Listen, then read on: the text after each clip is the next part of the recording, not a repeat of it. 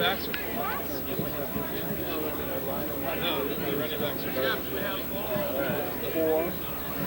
Welcome, everyone, to the second round CIF playoff game. Today's game is between the Nevada Union Miners and the Jesuit Marauders at Loyola Field on the campus of Jesuit High School. It's all coming up next on the Nevada County Game of the Week.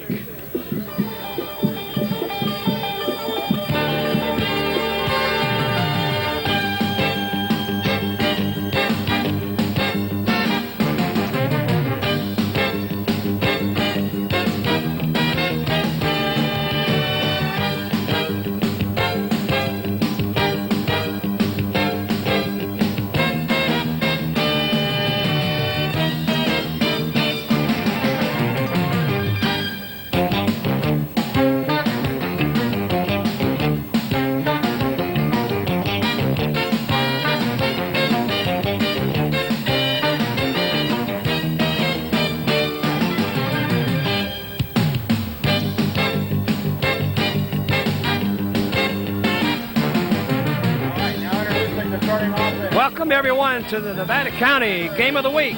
Jesuit High School and the Nevada Union Miners. Thanks, Marty. This is Nick Voron here. I'll be coming your play-by-play. This is Marty Mortensen to my left over here, doing the color here. And I'll tell you what a venue this is going to be, Marty. This playoff game with big implications, obviously. The winner takes on a big conquest next week. What do you think? Well, I think two undefeated teams today, 11-0 for Jesuit and 10-0 with a one tie for Nevada Union. It's too bad that one team is going to have to lose today. Exactly. It always comes down to that. Two great teams going at it. Two big wins last week. Big win for Jesuit, and obviously a big win for our Nevada Union Miners, 45-0 over Christian Brothers last week. It was a great game all the way around. This game has a lot of emotional levels to it today with the passing of Fred Anderson this past week. And I'll tell you what, Marty, it's going to be great. I'm sure the Miners have a lot on their minds, and the coach Humphers, of course, good friends all these years with Fred Anderson, along with the whole Nevada County community. Should be a great matchup.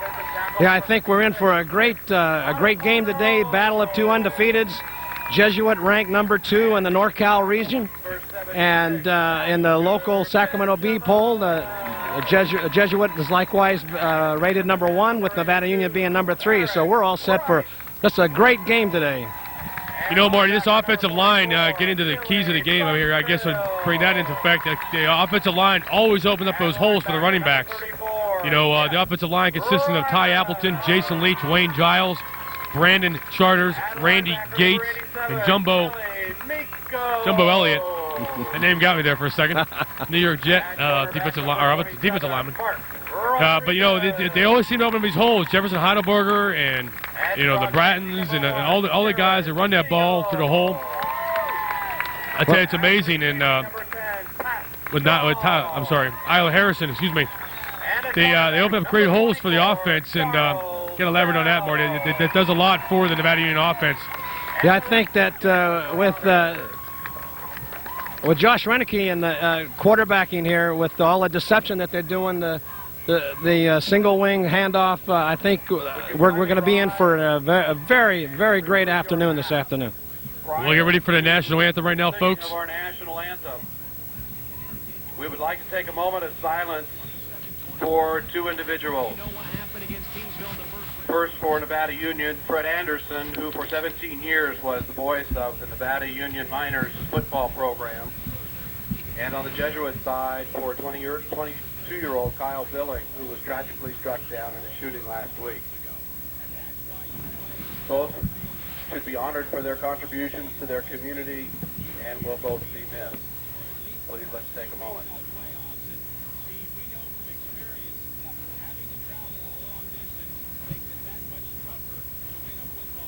Thank you. Now please join in singing, along with our Jesuit High School pep band, our national anthem.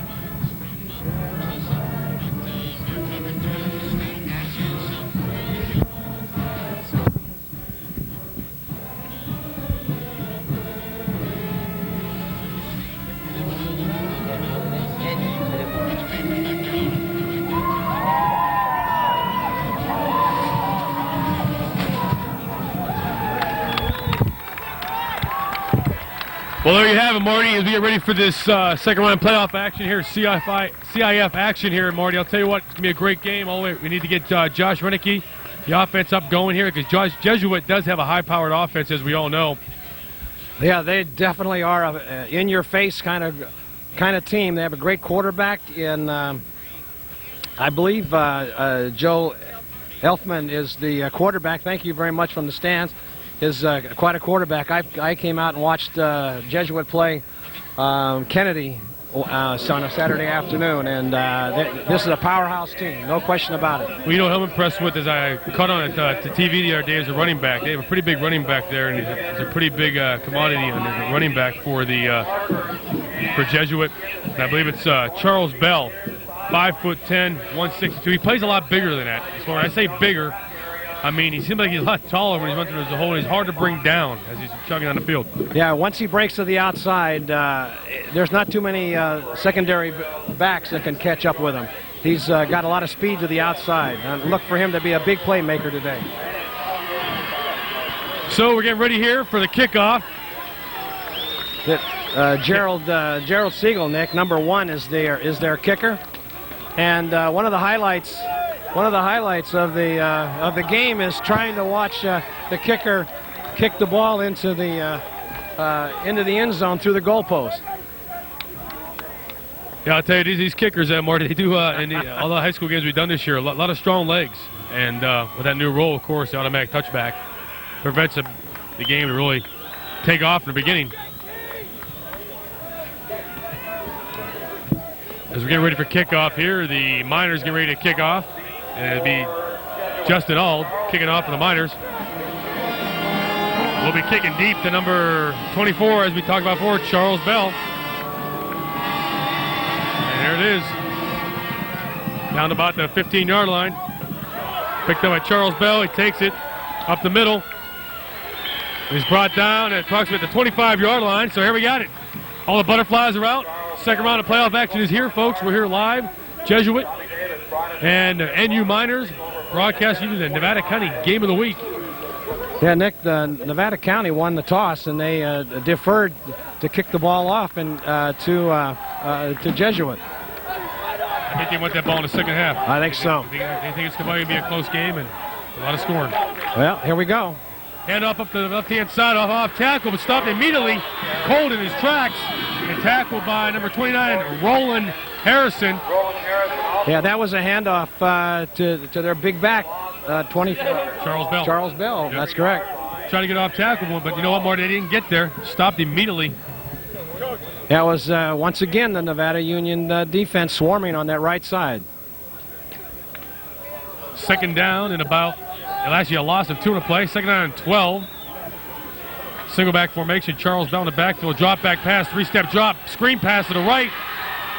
Incomplete. Ball intended for number 10 for the Jesuit Marauders. Pat Strahl. Logan Carter on coverage. 3rd and 12.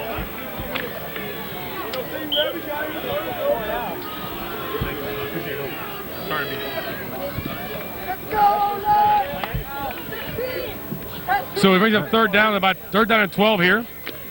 Jesuit kind of in a hole right now on the 25-yard line, 23-yard line. Just underway here. Motion left to Marty. 5-step drop back pass, but a quarterback ball right down the middle. And number 80 throwing it. Number 80, Tony Jenks. Powell, nice throw by Joe Elfman. Nicky had plenty of time to pass there, and just got out into the secondary, wide open. Pass was right on target, and they've got a 1st and 10. You know they're right ahead, Mark. He did have plenty of time there. No penetration that time. Ball taken to the 37-yard line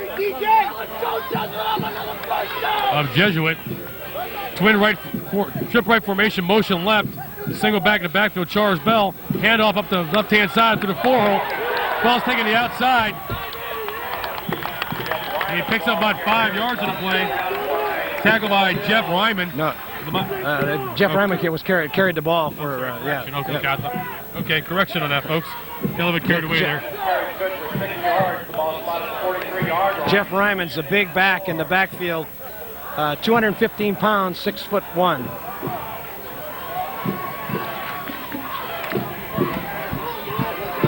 So we have now up on the ball in second down and 10, ball on the 43-yard line.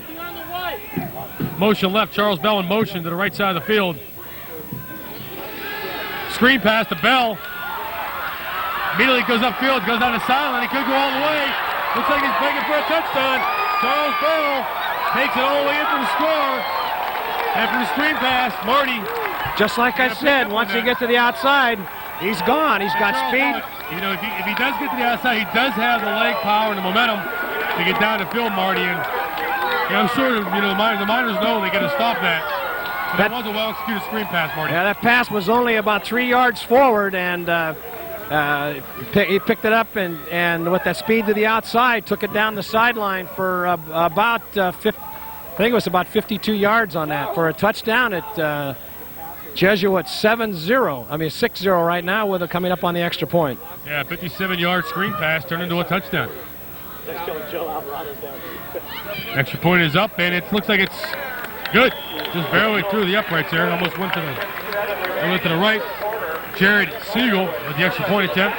So just like that, this should be a high-scoring affair. 7-0. And Marty, well, that's the replay here for you. You can see the quarterback took just a two-step drop, threw it right out out into the flat. Picked up a good block there on right, turned the corner with a burst of speed to the outside and went right up the sideline. You can see that nobody got a hand on him after that. Even number 2, Ben Mills, as fast as he is, couldn't get the angle on the runner George Bell before he got into the end zone. 6 points, touchdown, 7. Got the extra point now, so it's 7-0 with 9 minutes and 57 seconds left to go in the first quarter, and number 1. Gerard Siegel is the kicker for Jesuit. Will be kicking off to the two backs to receive the kickoff. Thomas Ager and let's see.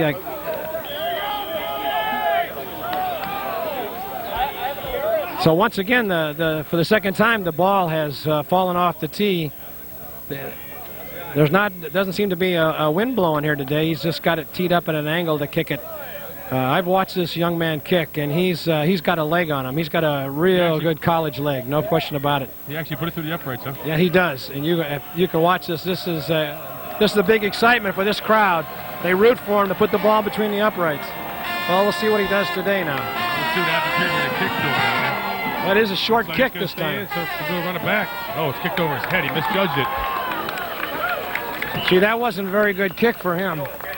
Just went into the end zone. You know, it could have been played. It was misjudged a little bit, but of course it went over the head of number 4 there, Scott Andrews, for the Miners. Well, that brings the ball out to the 20-yard line where it'll be 1st and 10 Miners. Well, here we go. Josh Renicky in the control as a quarterback. Renicky first rolls out to the left, looking for his man downfield, scrambles back to his right, gets free. He's still on the loose.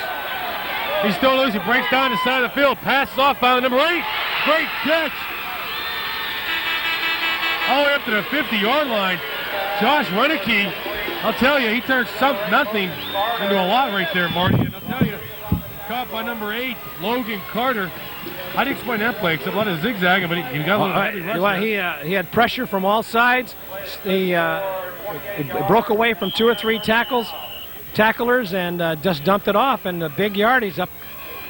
Hand up the middle now to Isla Harrison. Takes it for a big gain. Takes about 3 Marauders with them. All the way down about maybe a yard short of the first down. 9 yards in the play. Tackled by Pat O'Sullivan. Yeah, that was a quick. The Miners are going very quickly to the line. It looked like they had a jump, but they didn't call it. So now here we go. Ball handed off to sweep to Heidelberger. And looks like he gets the first down. He'll be close to the measurement. And he's going to take an official timeout. And actually they got the first down. They were calling the change out, and now it is a first down. So just like that, looks like the Miners, Marty, like you said, trying to keep them off balance there. They'd come right to the line of scrimmage very quickly. Always got wide open. Renicky down the sideline, number 8. Just like that, touchdown. Josh Renicky. Wow. 58-yard touchdown pass. Well, it was wide open all the way. I didn't think they. Pass. Didn't think he was going to see him. Touchdown Miners. Wow, Marty, a little bit of play action there. How would you think of that? That's amazing. That was quite a pass play. It got behind the secondary coverage. He was wide open. Nobody touched him until he got into the end zone. That's 6 points for the Miners. You know, Marty, the thing about that Josh Renicky, he's very mobile. You know, he's very mobile. Even he plays free safety. You know, before Vickers got hurt, but we did a couple games when we've done him. Oh, block. The extra point there. Sorry about that, folks. He got caught up in the touchdown there. Was blocked by number 27, Mark Rodriguez. I got the greatest spotter in the world here. This spotter named Marty Mortensen, who's also your color analyst here. Well, he came in from the outside, and nobody touched him, and he was able to okay, here's that rollout. You can see he was 5 yards behind the nearest defender. Took the ball on about the 18-yard line and just turned the afterburners on and got into the end zone with no problem. There was a late hit there, it looked like, on by one of the defensive backs. But that was a great counter touchdown to come right back and tie the score at 7-7 with 8:51 left in the first quarter. This is going to be a barn burner today, Nick. I'll tell you, this is a barn burner. I feel like I'm at South Bend, Indiana, and I get a Notre Dame football game right now. If you look around at this field here and the stadium, it just feels like you're at the confines of Notre Dame. There's a deep kick. There it is. Right into the end zone. It's kind of good that rule comes into effect, but it takes a lot away from the game, Marty. I don't know what you think of that rule. Maybe it's a safety rule. I think it is for the high schoolers. Hitting the players, but you got kids like a Charles Bell. I'm sorry, go ahead. Well, I was going to say, with the same way if the knee touches the ground, also they're automatic. In college and pros, if no one touches you, you can get up and go. But that just because a lot of things can happen on that on the kickoff, especially with a clip or hitting the back, that type of thing. Back to action now. Here we go. First down and 10 for Jesuit. 5-step drop, looking to his left, sees the and the out pattern, deep out pattern here. Intended for number 81 for Jesuit, which is Ryan Perillo. Yeah, it looks like they had a little mix-up in communication there. He cut to the inside, and the pass was thrown out to the flat, and it just fell incomplete. So second down and 10 right now, and wow, what a game! Only a minute and 14 seconds, or 2 minutes and 14 seconds in the game, and it's 7-6 in favor of Jesuit. Single back formation, handoff, off tackle, Charles Bell. Well, that was big number 34. That was big number 34. He was. I did it again. Excuse me, folks. Thanks, Marty, for the. For some reason, I'm looking at 20. I can't read my numbers today, but we'll get that correct. Yeah, Jeff Ryman is that big back, and once he gets through the line of scrimmage, he's hard to bring down one-on-one. Here he goes. Back to pass. Altman. He's hit. It's intercepted. He's hit hard. You hate to see that. The ball's intercepted by the Miners. Taken all the way down to the inside the 15-yard line. Scott Andrews picked that ball. That ball was overthrown to the receiver, and he picked it off and brought it back about 25 yards. I didn't see where it finally was ruled inbounds. The receiver there, I can't catch his number. Did you catch his number there? No, I didn't. He was coming across the middle, and I think he got hit pretty hard. He's down on the field. He made a valiant effort to get up there, but you hate to see that because he come down pretty hard. The pass was overthrown. Oh, here we go. You can see the quarterback takes a quick drop, throws it a little bit high over the middle. Oh, yeah, he was upended right there. And it was picked off by Scott Andrews, who picked it off on about the 48-yard line, ran down the sideline there for about additional 20 yards. So Chris Leary, good to see him getting up there on the Some have injury there. So they take the ball on 16-yard lines where it went out of, where he finally was knocked out of bounds. Big break for Nevada Union. Here we go, Nick. Here we go. Josh Renicky hands the ball off to left. Oh, fumble by Renicky. Play action. Got kind of clogged up in there. Just like that. Jesuit gets the ball back. And he still haven't signaled if it's Jesuit ball yet. Boy, I tell you, that was a fumble as far as I could see. Down. Okay. I'm not sure if we have a replay now or not, but maybe after that we're second down here. And they caught a break there. Ball handed off to the higher. Allen Harrison met immediately, but at 50-55. Mike Luca. Yeah, 6'4", 229, and he stood him straight up. Not that big of a guy, huh? No, he met him right in the backfield. Well, I'll tell you what, Nick, the Nevada Union Miners just dodged a real big bullet there because that looked like a fumble from here. And Renicky rolls out to his right, and the ball is caught by number 22 for the Miners, Owen Jarrett. And it looks like he picked up about... Mark Rodriguez knocked him out of bounds at the 10-yard line. Trying to figure out how much he picked up here. I got a bad view here. All these people down there in front of me. A lot of big crowd here today on hand. This is the most vocal I've seen the Jesuit fans in the two games that I've seen this year. Because they know they're in most of their games are kind of like a walkthrough. You can just come up here, socialize, have a good time, and yeah, exactly right. So they've got a match on their hands today, and it looks like he picked up. It's fourth down. And he called a timeout. What do you think Humper's going to do?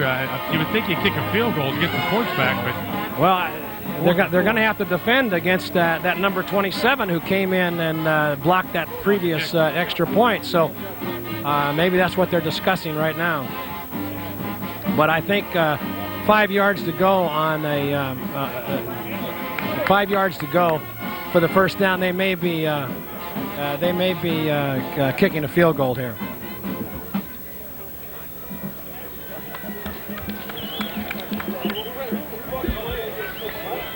Well, it looks like Coach Humphreys has made his decision now, and I can't tell if they're going to. Yeah, they're more than likely going to kick the field goal. Oh, here we go. Well, it looks like they're not going to go for the field. Yeah, okay, this is going to be a big play. On the 10-yard line, Renicky fakes the reverse. He goes back to Heidelberger, just like that, touchdown. Fake reverse to the left, taken by Heidelberger to the right. And he faked me out a little bit, Marty. But it faked me out, too. I had to stand up. I thought they were going left around the left side. And he faked that handoff, handed it off to the Heidelberger coming by the backside, ran it in for a touchdown. Big Nevada Union play. You know, I didn't expect a razzle-dazzle on 4th and 4, but, you know Humphreys, he's one of those coaches that he believes in his players. Exactly right. It looks like now that they're discussing whether or not they're going to go for the 2 or go for the single extra point. Wow. Now, Josh Renicky's coming back into the game, so it looks like they'll try the 2-point conversion here.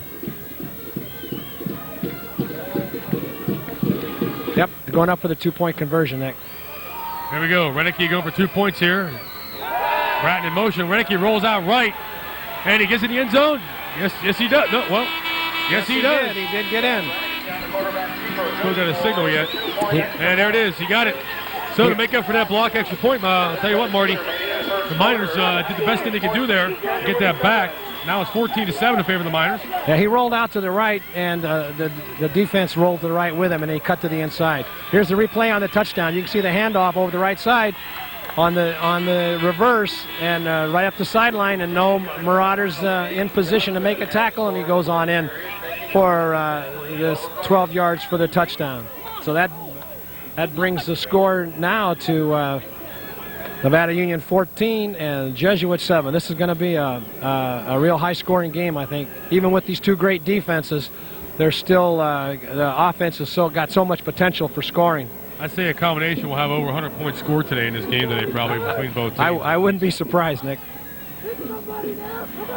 Like you said in the beginning, it's a shame, but one of these teams do have to lose. But yeah, I tell you, it's going to be a great matchup here, and last year this time. I remember it was Elk Grove versus Jesuit. But hey, that was last year. Now we get the Miners of the NU Miners, Nevada Union. Ball kicking off. All kicks it deep. And it's going to be picked up by Charles Bell there from the 15-yard line. He takes it upfield up the middle. Brought down at about the 29-yard line. Tackled by Fred Anderson, number 20 for the Miners. Ball spotted at the Marauder 29-yard line. First and 10. First and 10 on the 29, so Jesuits got an opportunity now to put some points on the board. Quarterback there, Joe Elfman in the controls here. Once again for Jesuit. Ball pitches to right to Charles Bell. He slips in the backfield. Brought down number 8, Logan Carter. So just like that, a little bit of help there from the turf. A little bit of traction problem there. Yeah, he tried to, started at the outside. He saw that it was closed off, so he tried to cut to the inside and was met there by Logan Carter and brought him down. I think he may have lost a couple yards on that. Yeah, he did. About a 2.5 yard loss. So here we go, second down and 15 to go. Ball on the 25-yard line. Joe Elfman's 5-step deep drop back pass. Almost had it. Almost picked off by number 2, Ben Mills. That ball was just a little overthrown of his receiver, and Mills had come up on it. Had he stayed back, he could have picked that one off. It was. I don't know if you picked up on that, but I noticed it looked like the receivers for Jesuit are kind of like stopping in their tracks, and they're just waiting for the ball to come to them. Well, they're going to have to get a little bit more aggressive, I think. Come to the ball. Yeah, exactly. So third down and 15, big defensive play here. You can almost definitely think pass. And we got offensive offsides here. They may have drawn the Nevada Union Miners offside. But it could be on the Jesuit. I thought the Miners might have been pulled offside. Yep, on the offense.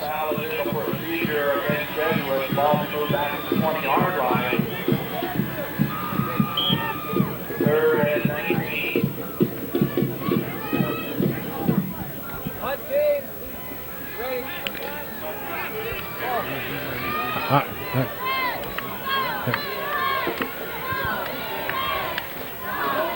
Third down and 20. Ball handed off to number 24, Charles Bell. Brought down by number. I didn't see who brought him down. There were several tacklers in on it. I kind of missed it. It was the whole right side of the Miner defensive line. So it brings up fourth down and a long 15 yards here. Punt formation. Jared Siegel. And back deep to receive for the Miners, Owen Jarrett and Scott Andrews. Nick, the Nevada Union should get good field position after this kick here. A beautiful spiral. End over end punt. Beautiful punt. Better fall on it. Question is, did he touch it? I don't think the referee. I don't think the referee was down there to see that.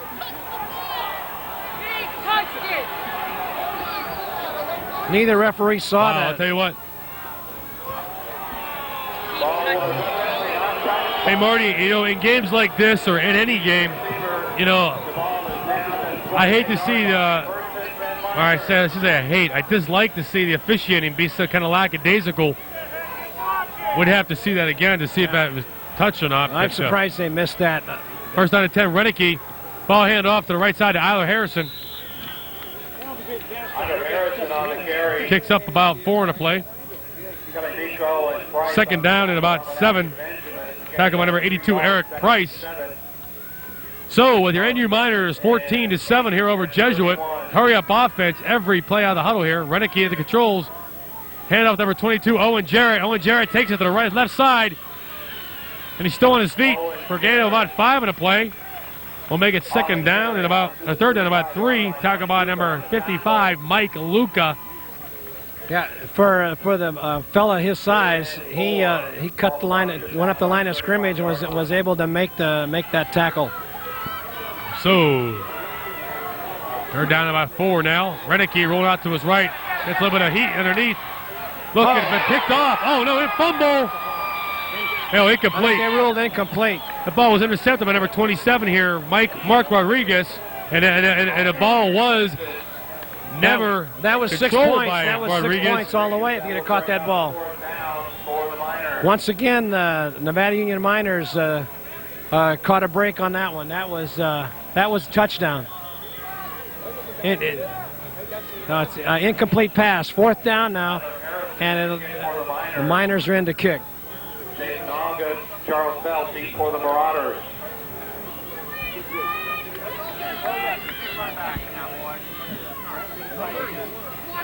So punt formation here for the Miners. Isla Harrison kicks it. Takes a roll for the Miners as Bell bobbles it. Oh, and his ball picked up by the Miners, number 44. Wow. What? Just like I tell that. you, every break is going Nevada Union's way. Joe Down on the Markey. 22-yard line. The punt is fumbled and recovered by Nevada Union. The ball spotted. Nick, he tried to run with the ball, then he tried to pick it up, and he fumbled it, and he just never gained complete control of the ball, and then the Nevada Union Miner came in there and picked it right up. He seemed a little bit timid there. He didn't want to pick it up, Marty. The ball was kind of rolling down, and it kicked up on him. Bell should either fell on it or just let it go. Exactly. Now they're down on the 22-yard line, looks like. Looks like a timeout for Jesuit. Need to regroup here. Yeah, I think so. They're playing. They're not getting any breaks, and I think it's kind of getting to them.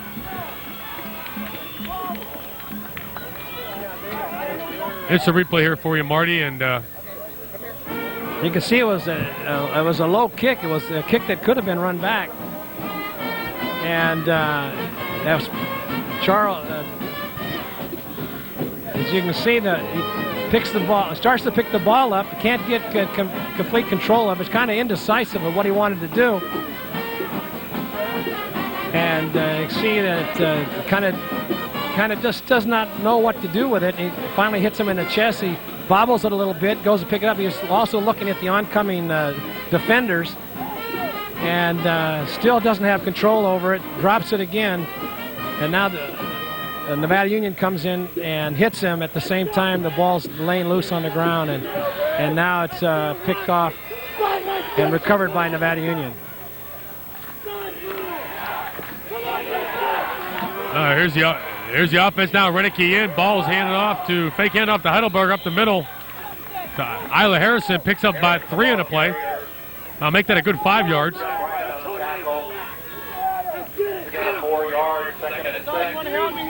I'll tell you, that hurry-up offense is making us work for I can't keep track of all the players, everything else. They come up the line of scrimmage so quick. Second down and 6. Isla Harrison off tackle to the left side. Brought down by number 44. Billy Bunfill. That was a pickup of a few yards there. So here we go. 3rd down and about 3 yards.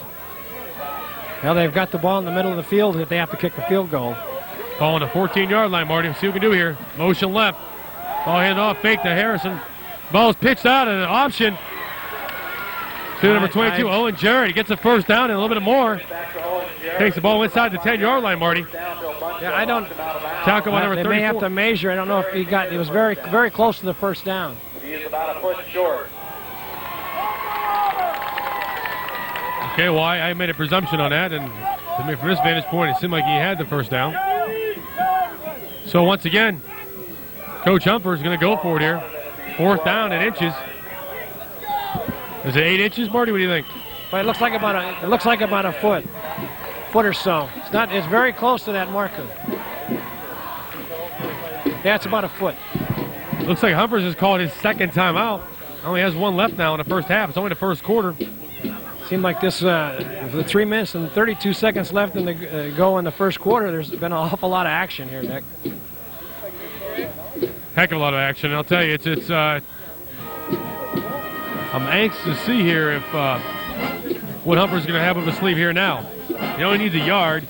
Well, I tell you, trying to run up to the center of the Jesuit defensive line is a tough task. And so it may be something to the outside, just with only a foot to go. But they're going to have to make a good, concise play on this one because this could mean another 7 points for them if they can get this first down.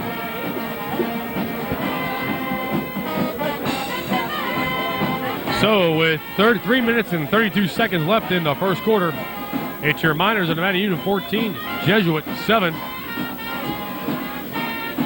Seems like a lot of ambiance here in the in this crowd in this little stadium here. As we're back to action, 4th down and inches. And Harrison takes it, drives off it the right-hand side, right up the middle. 1st down and 10. Tackled by Pat Straw for Jesuit. Touchdown saving tackle there by Pat Straw. Yeah, that was a quick handoff to the right side, and was able to take it for about 5 yards, and so now it's 1st and goal on about the was it the 9-yard line? It's hard to tell. Yeah, about the 8-yard line. 8-yard line. Roll out left by Renicky, looking for the end zone for Heidelberger. Rolls back to his right. Great footwork by Renicky. Look at kind of a wounded pass. Oh. And we got a penalty flag. It's going to be roughing the quarterback on number 76. Personal foul on Asher Benjamin. A late hit in the quarterback.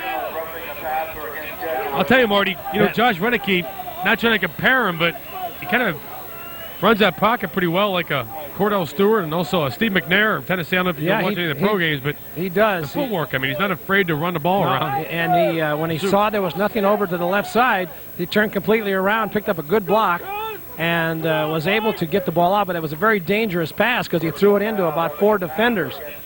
It wasn't really a tight spiral, a little wobbler, but kind of what you call a wounded duck a little bit. Yeah, it was. A little bit, but the ball was intercepted. And maybe that's the reason why it wasn't picked off, because they had 3 Jesuit defenders back there to go for the interception. Well, now it's down on half distance to the goal. Have to go about on the 5-yard line.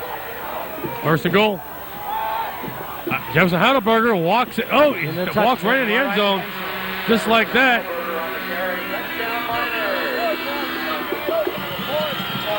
So there you go, Josh Renicky. Tackle was made in the end zone by Mark Rodriguez. He was carried into the end zone for those 3 yards. So that's a big touchdown for Nevada Union. Just like that. 20-7, waiting the extra point here. Ball snap back, have a low snap. Oh, just enough barely to get through the upright there. All important extra point. Those extra points are going to be very important as the game goes on here. 21-7, your Miners. And we're still in the first quarter, Marty. I tell you, your 100-point spread on this game might be true at this rate. Hey, no, wait a second, 100-point spread. People think I'm a Las Vegas gambler. Don't get me tied up in a gambling ring. Kidding.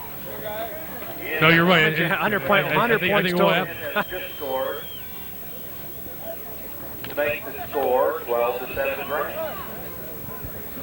You can see it was a quick handoff over the right side, and Nevada Union offensive line opened up the big hole there, and he was able to move right into the end zone with that one tackler made the stop on him, and he carried him right into the end zone. So here we go, 21-7, Nevada Union. But don't go away. Get your chips, get your soda, get your steak, whatever you're getting ready to do right now. Sitting on the couch watching this game, don't leave, because every play, every kickoff in this game is very important.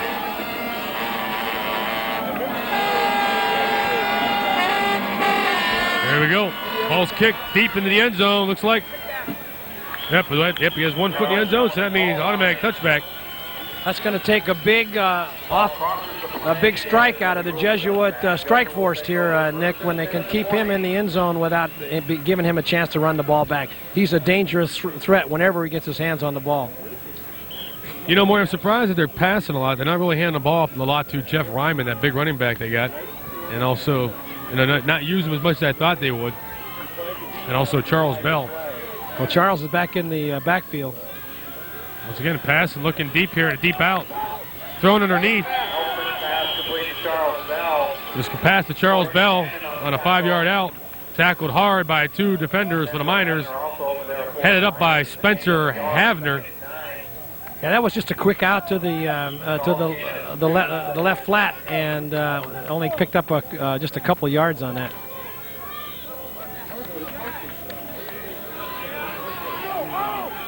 Here we go. Back to action. Second down and about 8. Elfman back to handoff to Charles Bell. Bell looking for running room. Doesn't find any. Because immediately he's tackled by number Logan Carter of the Miners. Yeah, he tried to break to the outside, but it looks like the swarming offensive line on the left side of the Nevada Union line is getting out there quickly and bringing him down with no gain on that play. Tell you, the Miner defense is definitely controlling the tempo here, keeping the Jesuit offense in check. Deep pass, look. Ball overthrown, intended for number 18, Chris Leary, or Jesuit. So it brings up 4th down and about 11. Ball to 19, punt formation. That was a deep out, down and out, but he threw it to the sideline, and the receiver just couldn't get there in time. It was well covered by Ben Mills. Well, it brings up a 4th down, Nick, so Nevada Union get their hands on the ball again. Back deep to receive, Owen Jarrett. And number 8, I believe, number 4, Scott Andrews.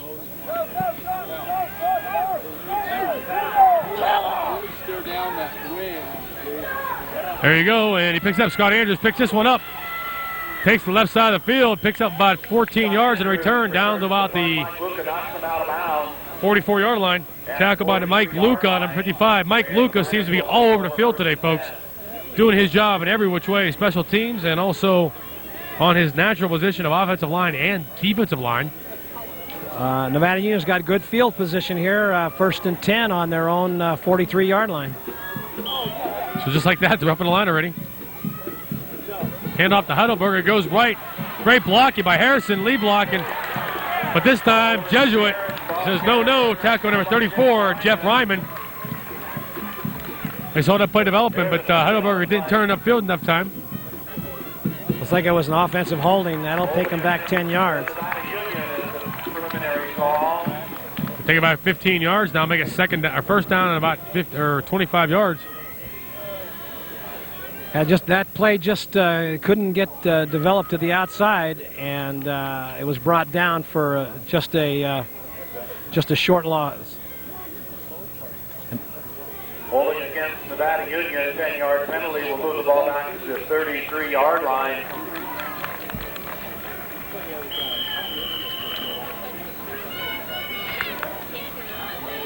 So Renicky here now, ball on the 33-yard line. Correction, the holding penalty is a 10-yard penalty. I thought it was a 15-yard. That was a 10-yard, moved them back 10 yards, so it's 1st and 20. They faked that handoff to the outside, going to the outside, and then did that cross up the middle. It only picked up a few yards, so they may be going into pass formation here now. So 2nd down and 20, ball on the 37-yard line. Renicky looking for his receiver, Heidelberger. Great catch brought in by Heidelberger, but it's not going to be enough. Tackled by Jared Siegel. That was just a short gain on that play, but they're almost back up to the original line of scrimmage. But they've got some way to go here now. It looks like about 13 yards for a 1st down, so look for another pass play here. They just can't seem to get anybody deep right now. So here we go. 3rd down and 16, ball on the 40-yard line. Renicky looking short underneath. Has no room, but this time it's brought down for a large loss on the sack down to the 24-yard line. That's going to put me in deep in their hole. That's going to make it 3rd down and 4th down and 30. Tackled by number 34, Jeff Ryman. And that's the end of the 1st quarter. So with that, we're going to get 4th down and 30. Miners looking to punt, most definitely. With the 1st quarter score, Nevada Union 21, Jesuit 7.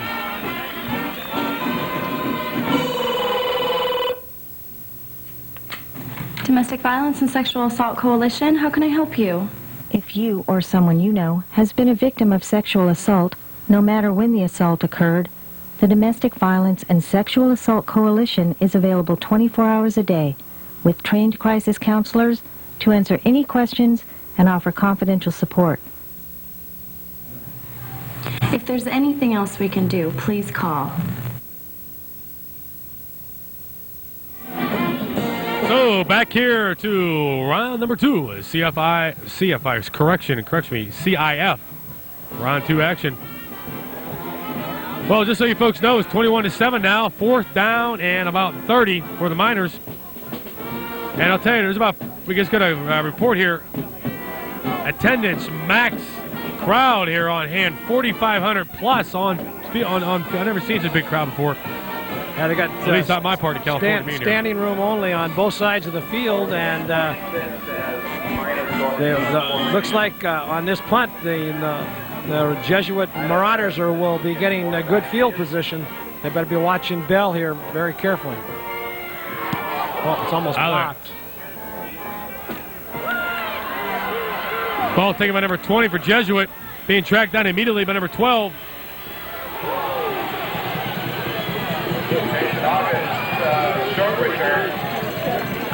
Well, we saw a great, kind of a great hit there. I wish I had a replay on that, but the ball was tackled. And Spencer Havner, you can hear the hit from up here. We just couldn't see it. Yeah, with all the players in the way, it was hard to see. But they had good, excellent containment on that punt return because it was set up to the right side, and Nevada Union broke through it and made the tackle. So here we go, 1st and 10, Jesuit. Here we go. Elfman back in the quarterback. Ball's handed off to number 34, Ryman.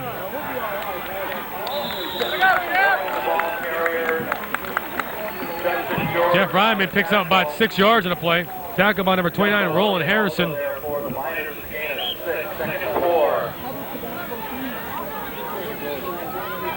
It's like Bell's coming out of the lineup here. Oh, I'm sorry, Ryman. Ryman's coming out of the lineup, okay. See, that's the first time I ran the ball in how many series now? You think they would keep going with that to see if they can open up the holes a little bit? Looks and like you making a Union, mistake now, jumping offside. Jumped offside on that. He went to a quick count, and it drew the Nevada Union Miners offside. He just went shut up about it. I had to finally pull the mic from his. Who are you battling? First down, Jesuit ball spotted at the 45-yard line. We were going to, I told Jim Kelly 20 minutes to drop that net on you. Here we go now. 1st down and 10. Ball on the 45-yard line of the Miners. Hand off the middle to Jeff Ryman. Picked up a hard 3 yards in the play there, making it 2nd down and 7, Marty. Yeah. Man, he breaks through that line of scrimmage, and he's just like a bull in a china shop there, Nick. Just puts on the afterburners, and he picked up a good 4 yards on that play, just right up the middle.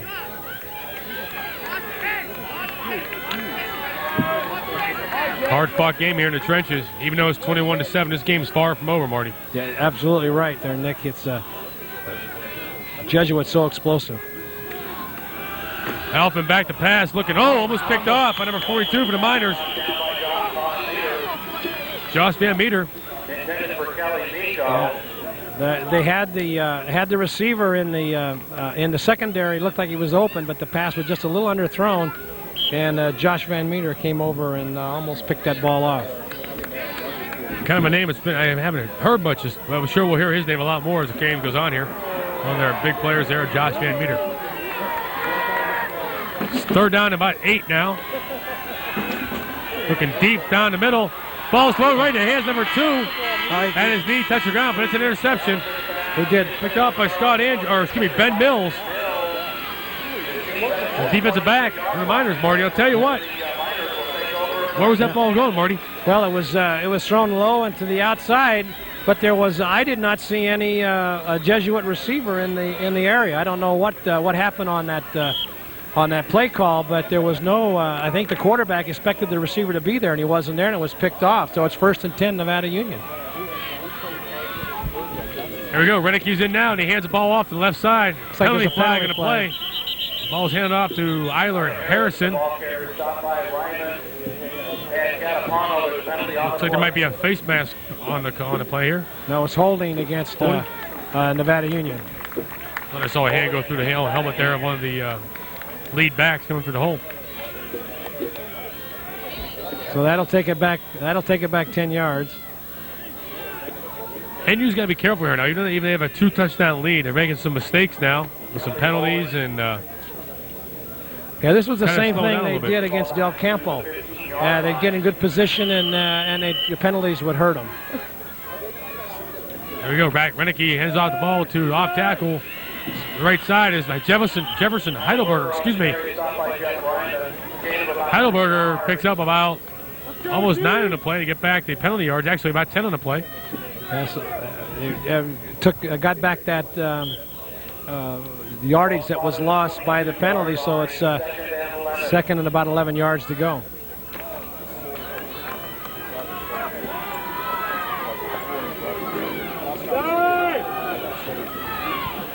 So there we go, and back to action now. Second down and 11. Isla Harrison picks up about 4 on the play. I was definitely faked out on that one, Nick. I went with the ball carrier to the outside, and the ball was handoff turned up the middle. Brand new Dodge Durango. Belongs to the Nevada Union.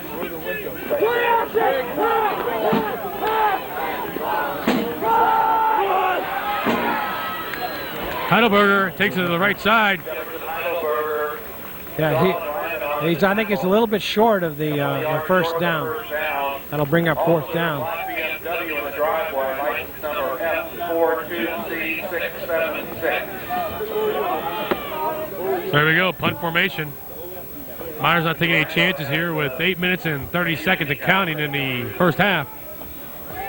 Well, they were able to gain back some significant yardage there, Nick, and so they won't be putting so deep in their own in portion of the field. Good kick. Good kick here, and ball is taken by number 20 off the sidelines. Still on his feet. Gets into Miners territory. Ball to the 47-yard line of the Miners. Great run back there by number 20, Jason Augusty. Tackled by Chris Lewis of the Miners. Yeah, he had a sideline open, but wasn't able to break loose from the swarming defense of the Nevada Union Miners. Well, they've got good field position to start this drive, Nick. There we go. Split back formation in the backfield as Elfman for Jesuit takes the ball and hands off. Number 34, Jeff Ryman, takes it up the middle for a gain of about 5 to 6 yards on the play. You know, Ryman seems like they ran through the hole. His legs weren't really pumping, but he got about 5 easy yards on that. He's got some great body there. Yeah, take him through the holes. Yeah, he does, and Big Jumbo Elliott was there to corral him down. But if he breaks into through the line into the secondary, it's going to be for some big gainers. I think he's a load to try to bring down.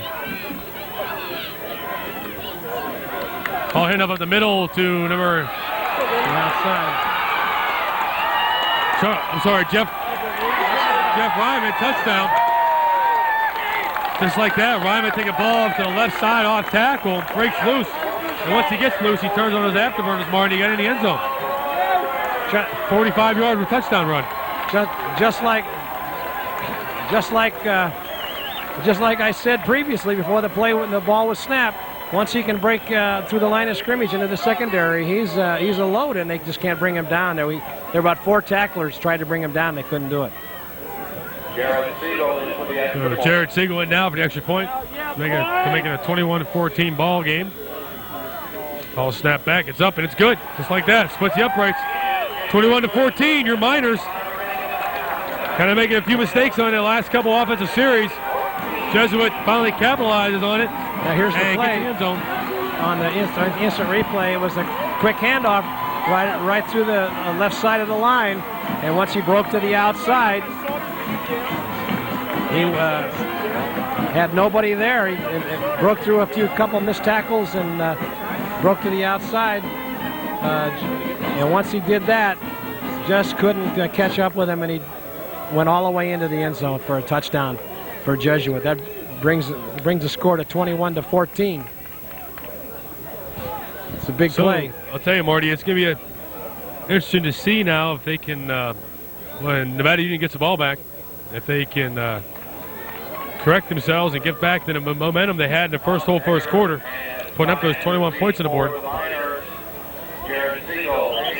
Yeah, they've been stopped on their last 3 possessions, so they're going to have to get fired up here.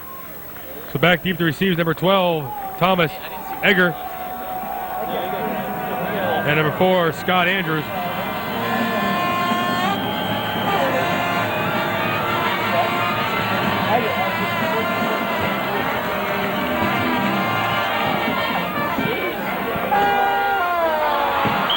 Ball was kicked deep, but no chance. It didn't matter, and the ball went deep. Automatic touchback. I didn't know whether you noticed or not, Nick, but their kicker, number 1, Gerard Siegel, he kicked that extra point out of the stadium. Just thought I'd point that out to you. Went over the fence and into somebody's backyard behind the school.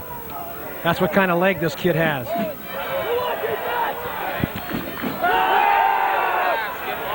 And back to action. Renicky rolls out to his right, looks for the receiver out of the backfield, Jefferson Heidelberger, and was incomplete and knocked down, batted down by number 87 for the Marauders, Kelly Miko. The Jesuit Marauders had 5 defensive backs in the backfield on that one. That's why he couldn't find any open receivers. So second down and 10 now as Renicky hands the ball off to Heidelberger. Heidelberger takes to the right side around the end. Finds about 5 yards of the play. Make it third down and 5. Tackled on the play by Jared Siegel. Jared Siegel, 5'10", 183-pound senior, seems to be all over the field. From receiver, also the defensive back. He's coming up, Marty, doing a great job on defense. As Renicky hands the ball off now to Heidelberger. Heidelberger stopped cold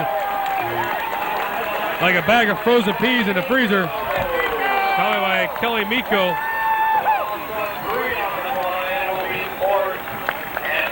So just like that, 4 in, 4 out. Nick, the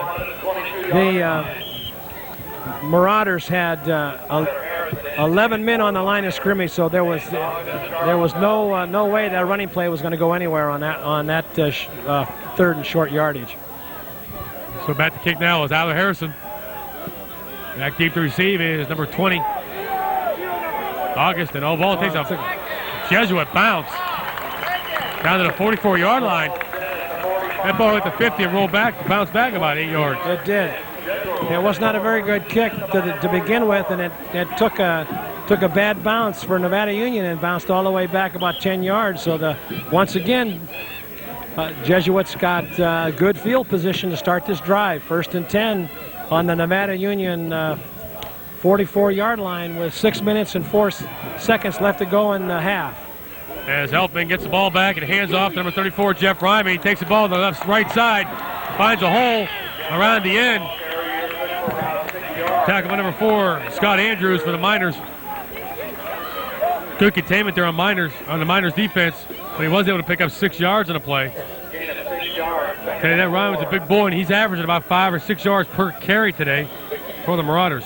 Yeah, it's hard to for the Nevada Union linemen to bring him down because they're not the size of this kid, and it's one-on-one. It's going to take two or three guys to bring him down. That's how strong he is.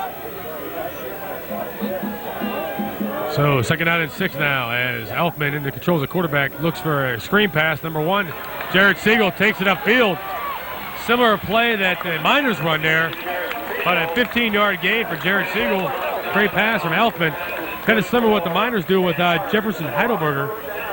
Yeah, it's just a quick pass. The back is still in the behind the line of scrimmage, picks the ball up, runs to the outside, and he was able to pick up a good gain for a first down. So it's 1st and 10 on the 29-yard line of the Nevada Union.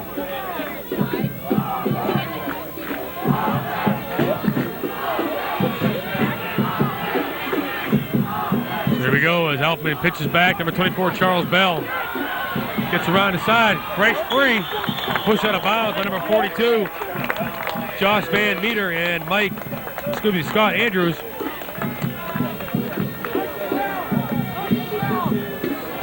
They almost had an opportunity to take that in for a score. He just couldn't turn the corner, and he was knocked out of bounds by a good defensive play by the Nevada Union secondary. You know, I'll tell you, Charles Bell gets around that end. You better look out because that kid's got some speed. It's unbelievable. Second down and 2 now. Ball's handed off to Ryman, but he got caught up in the backfield. You know, I got to say, I see a replay now, Marty. I don't know if you noticed it at all, but the quarterback and him got kind of interlocked together. There was a mix-up in the backfield. He took the ball to the inside, and the quarterback was standing right there. They ran into each other, and he was able to break free and run to the outside and picked up a big gain. And now it's stepped out of bounds on about the 5.5-yard line, so it's 1st and goal for Jesuit. He was kind of twisted up and tossed around in there by his own man, the quarterback, but somehow he got down to the 5-yard line. So here we go.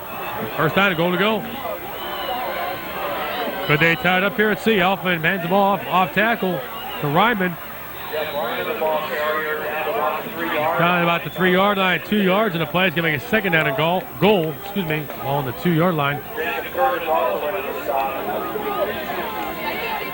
So tackled by Josh Van Meter. And let's see what happens here now with 4 minutes and 35 seconds left in the first half.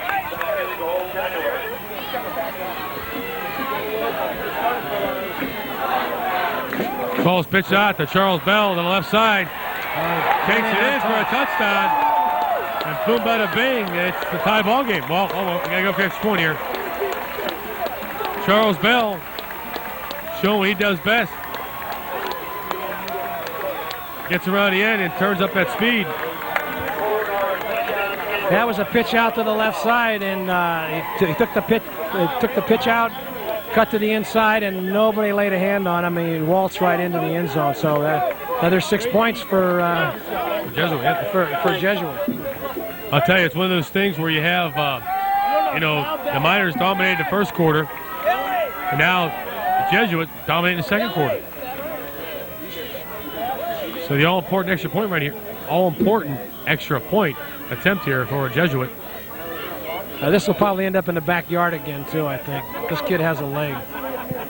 There it is. I think that one's end up in another zip code somewhere.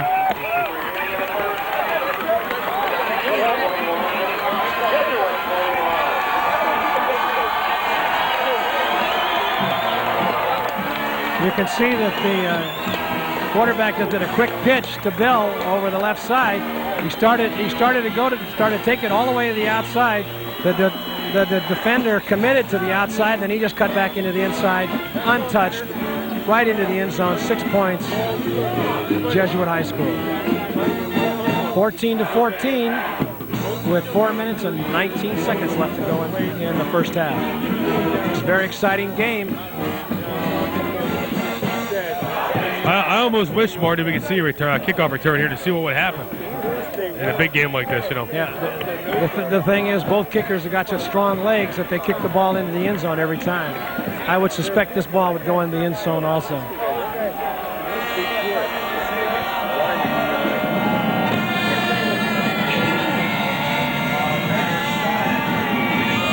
Here we go.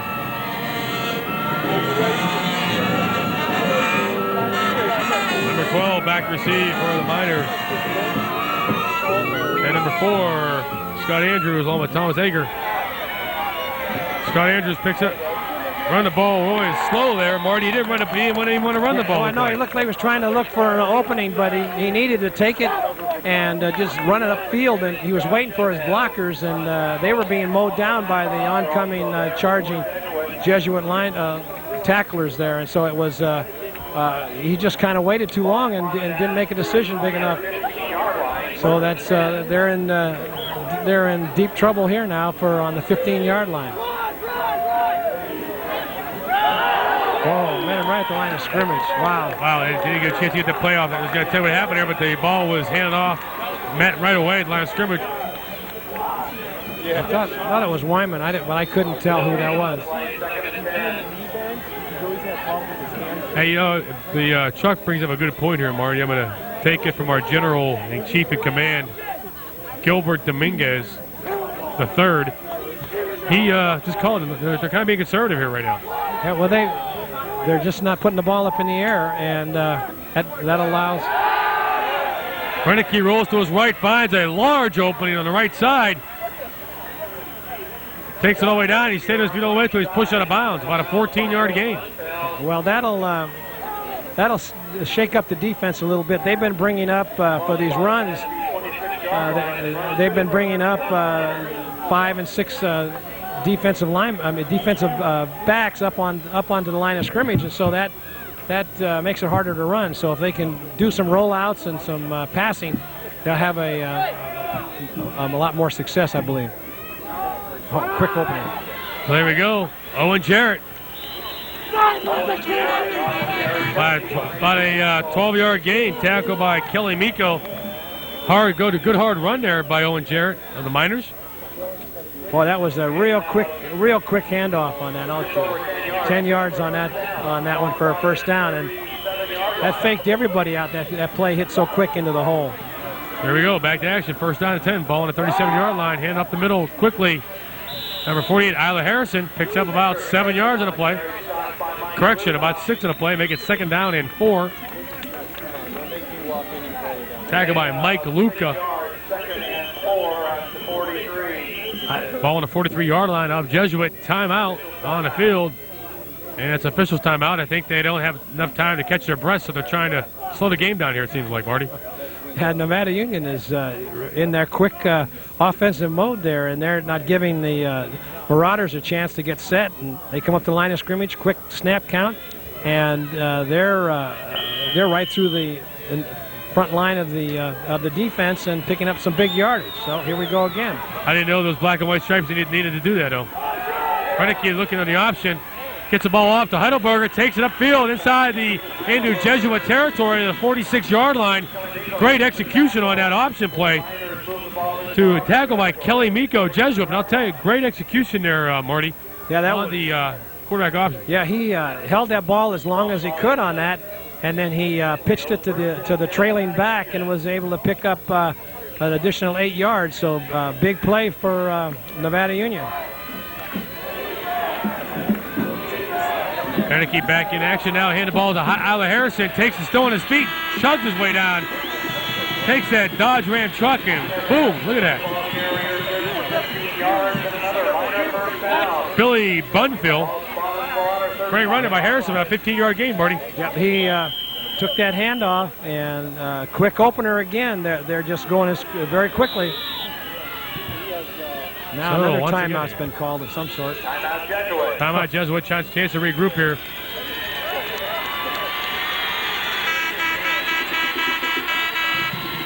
Big, I can't believe, Nick, this game is an hour and 5 minutes old, and we still haven't completed the second quarter yet. So this has been quite an offensive showing here. And 42 points scored already in the first half. Well, with timeout on the field and 2 minutes and 23 seconds left to go in the half, the Nevada Union Miners have got, it looks like, first and 10 on the 45.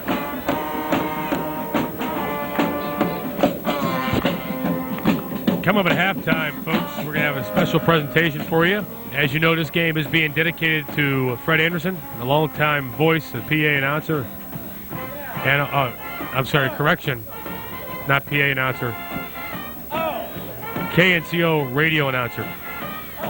And Fred Anderson meant a lot to not only Nevada Union High School, but to all of Nevada County for his years' efforts of radio broadcasting. Back to action now as Renicky hands the ball off to Heidelberger. Picks up a hard 2 yards in the play. So make sure you stay tuned and don't go away. At halftime, we're going to have a special dedication to Fred Anderson. And in this dedication, we're going to show you the dedication of the naming of the press box at Hooper Field at the home of the Nevada Miners at Nevada Union High School. So stay tuned, folks. Second down and 8, Nick. Second down and 8, ball on the 35-yard line. Ball handed off to Isla Harrison. Picks up a hard 4 yards in the play.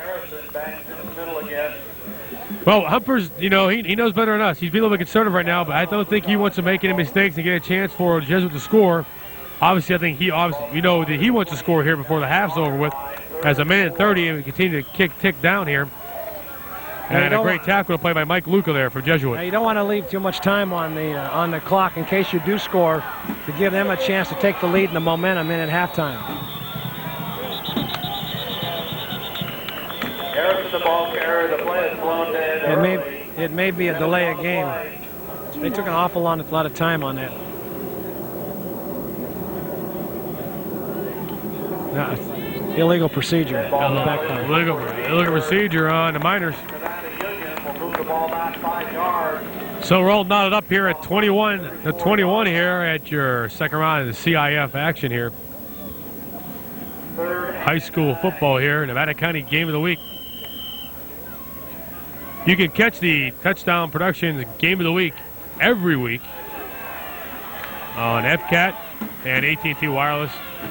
As back to action now as Renicky pitches the ball outside to Owen Jarrett. Owen Jarrett's got a lot of room to make up here. That ball was taken way well back in the backfield, Marty, and how do you explain that? Well, the defensive lineman came up on the quarterback, and he just didn't have enough room to run, so he pitched it early, and he couldn't turn the corner. So now you got 4th and 8. And it definitely takes him out of field goal position.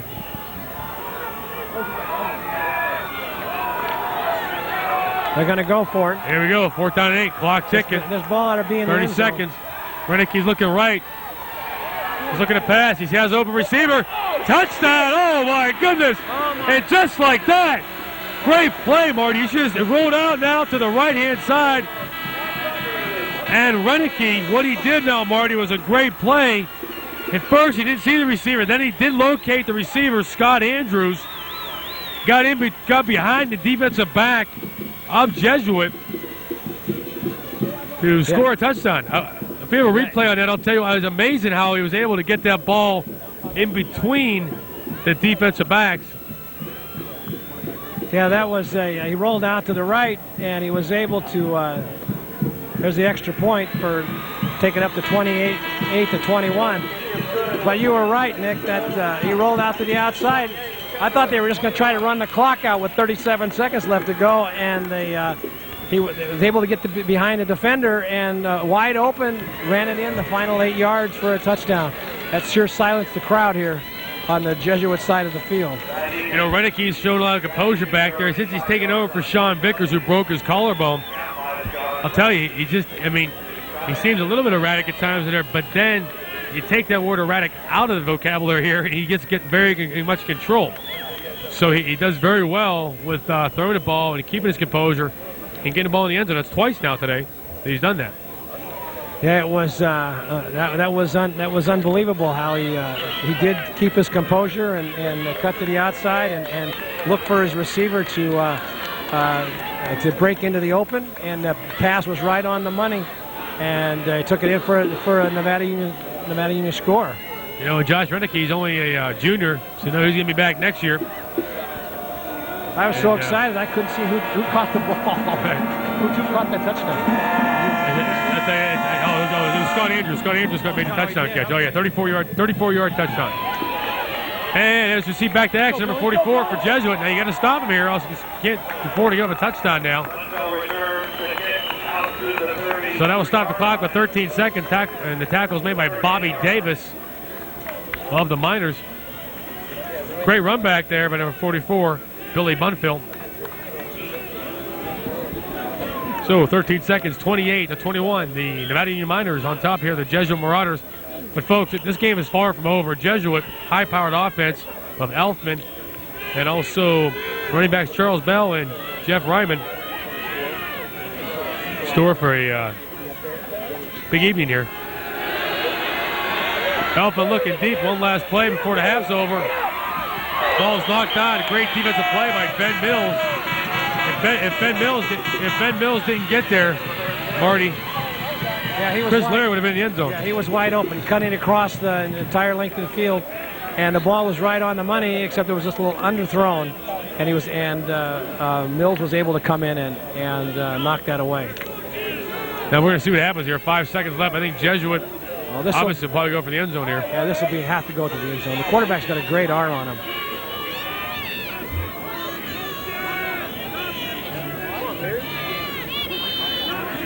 He's looking deep down the left side of the field as you see. He has the tight end also open. Being rushed out of pocket by number 67. But he elects to run out of bounds. It's going to end the half. Well, there you go. Nevada County Game of the Week. Playoff action here. CIF football. As your Nevada Union Miners take a lead 28-21. Into the first half. What just scored 28-21. As the Miners lead the Marauders.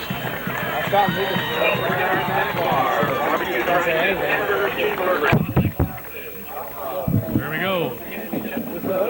Marty, what a great first half here, and I'll tell you what, it's going to be a great second half. Well, you're 49 points scored in the first half. Well, you're on your way to your 100. if the second half's anything like the first half, your 100 points score there is going to be pretty much to being accurate. This is a great offensive show. So here we go, folks. The Nevada County Game of the Week. Brought to you by the new Liberty Motors in Yuba City, specializing in fine used cars, and Liberty Motors, Grass Valley. They're the official automotive dealers of Game of the Week. Liberty Motors, 600 Freeman Lane, Grass Valley. Hanson Brothers Construction and HBE Rentals. Get all those fall projects done before the winter comes. No project is too big or too small. Just give Hanson's a call. Little Red Schoolhouse Educational Supply Store. Get your supplies for the new year, and remember the gift of education for the holidays. The Little Red Schoolhouse Educational Supply Store. Call 274-2206. And by Sandy Conley and Patty Free from the House of Print and Copy, specializing in quick two-color printing, high-speed copying, typesetting, and design. Let them create a Christmas photo calendar for you. The House of Print and Copy, 273-1000. Touchdown Productions, Nevada County's leader in sports television. Join us next week if the Miners win today for the city championship game, as Nevada Union will take on the winner of Johnson versus Grant contest. Remember, next week, Nevada Union playoff football continues as they battle their way to a section title. Only on the Nevada County Game of the Week. And of course, stay with Touchdown Productions all year long as we continue to bring you the best in quality family entertainment into the year 2000. Tune in every Saturday and Wednesday at 8 p.m. and 12 midnight, and Thursday and Sunday mornings at 8 a.m. only on USA Media Channel 23 and AT&T Cable Services Channel 11 FCAT.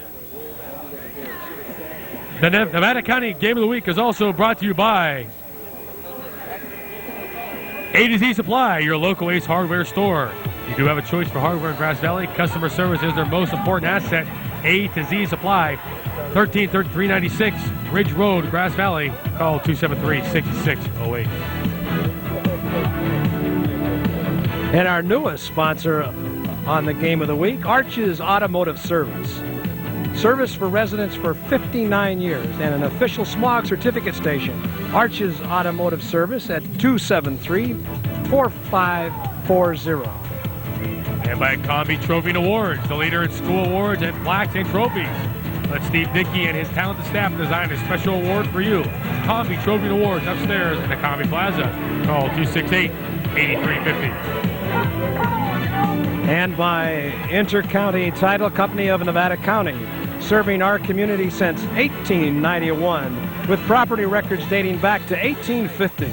Ask for them by name and insist on Inter-County Title Company of Nevada County, 477-2050.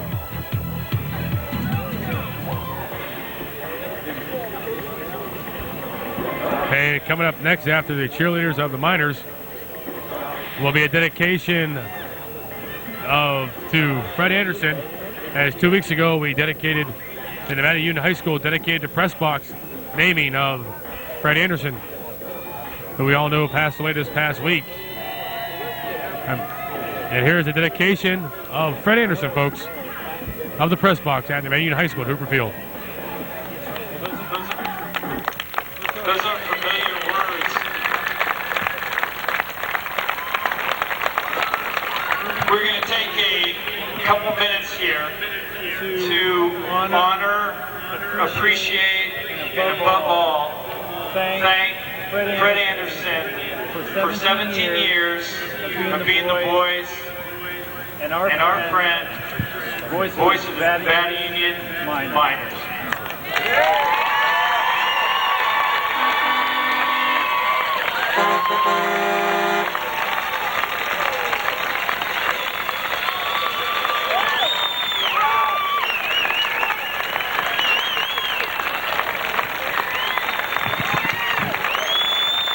big round of applause right now for Fred Anderson and his wife. Been here how many years run, you know? Long time. 17 years doing minor football and basketball and all the sports from Nevada Union.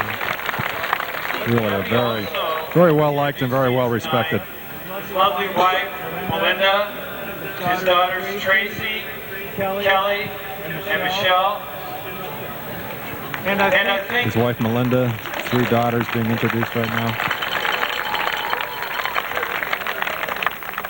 I don't know that there's been a better friend to Nevada Union than Mr. Fred Anderson. And I know Coach Humphreys would like to say a couple words.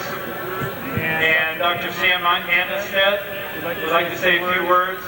But Fred, on behalf of Nevada Union High School, I think most of the community knows all the things that you do in general for the school, but they don't know the behind the scenes, the stuff that you do for our players, the mentoring you do with our coaches, the dinners that you've taken our kids out to, all these private things people don't know about. And I think there are quite a number of people in this community and on this campus that look at you as being a terrific friend to Nevada Union. So in your honor, Mr. Fred Anderson, we are naming the press box in your honor. So there it is, the Fred Anderson press booth. Holy tomatoes. His great saying, holy tomatoes.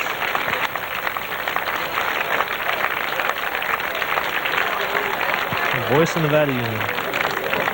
And I'd like to turn the microphone over now to Coach Dave Humphreys.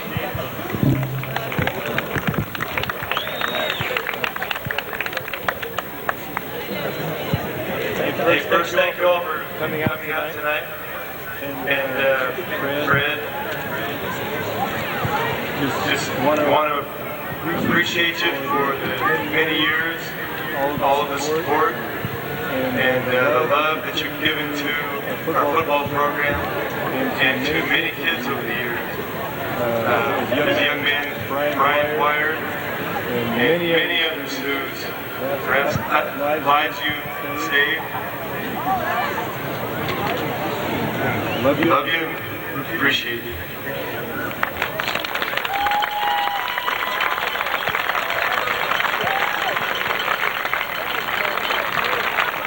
Dave Humphreys there. Show his affection to Fred there. I was just asked to say a few words because for 12 years I've had the best seat in the house.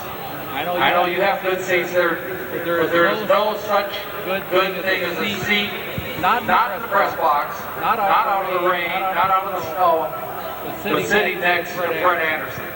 Fred Anderson for 12 years has been my mentor and my friend and my companion in the search for the perfect Nevada Union football season. And I will tell you, we missed Fred up in the broadcast booth this year, and we are hoping and praying, Fred, that you'll be back to broadcast the playoff games. Fred Anderson, on behalf of the community, we love you, and thank you for everything that you've done.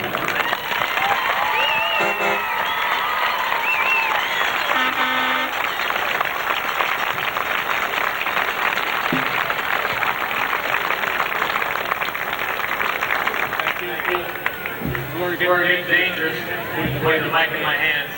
I'll try to make it very brief. Just hours ago, I didn't even know I'd be here, and thought I'd be home listening to the game on the radio, and was talked into coming by very special people. This is indeed an outstanding honor to have the press box named in my name, and a lot of wonderful hours up there. I would just like to take this opportunity to thank so many people who made it possible. Year after year, the great kids who have come out of this program. And it's been a pleasure to get to know some of them, to maybe help some of them along the way, have maybe a neutral shoulder to cry on or talk to. And believe me, I've learned as much about them and life as they have from me, I'm sure. It all starts with the tremendous support of my lovely wife, Melinda, not only been here for me all these 17 years, but for 30-some years I've been doing this, traveling all over. And of course, as you mentioned earlier, my daughters, so pleased and blessed to have all of them here, Kelly and Tracy and Michelle. The tremendous cooperation I've received from the people in the community, and Coach Dave Humphers has always been so open and helpful with our broadcast. So it's an absolute honor and joy to be here tonight and to have part of this great program. To the young men who have a season and a half, or at least a game and a half, let's get the job done. Let's don't coast. I mentioned earlier before the season started, you had a great opportunity, but you have to do things with opportunities. So far you've done pretty well tonight. You know you can do better. The big game next week against Campbell. Get business done tonight. Play like miners. Play like champions. Thank you for having me. God bless all of you.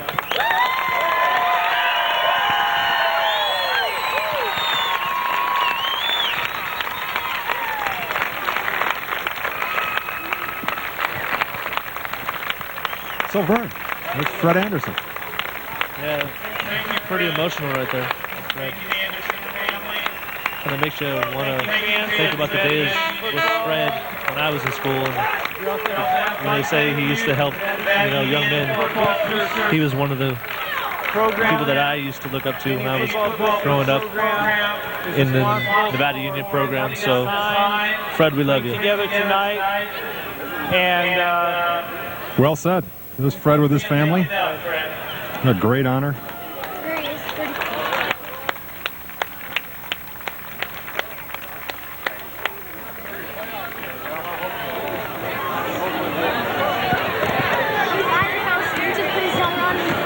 So there's a good shot of Fred.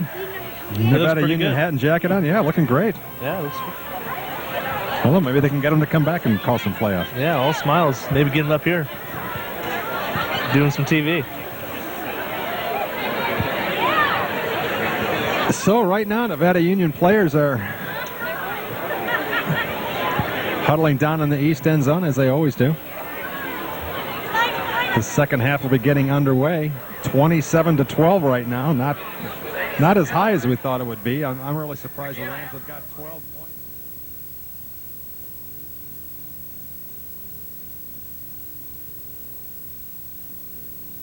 On Sunday morning, November the 28th.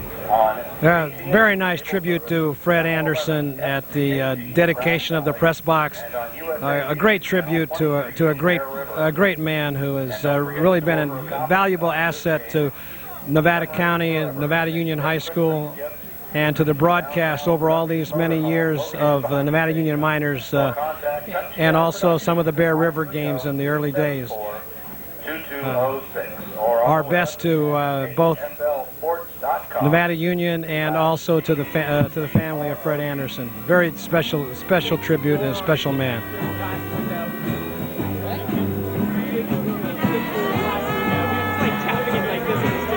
Here we are back at Jesuit High School for the coming up on the kickoff for the second half, where the score right now is 28-21 in favor of Nevada Union. A very exciting and high-scoring game with two powerful offenses in this second-round playoff game.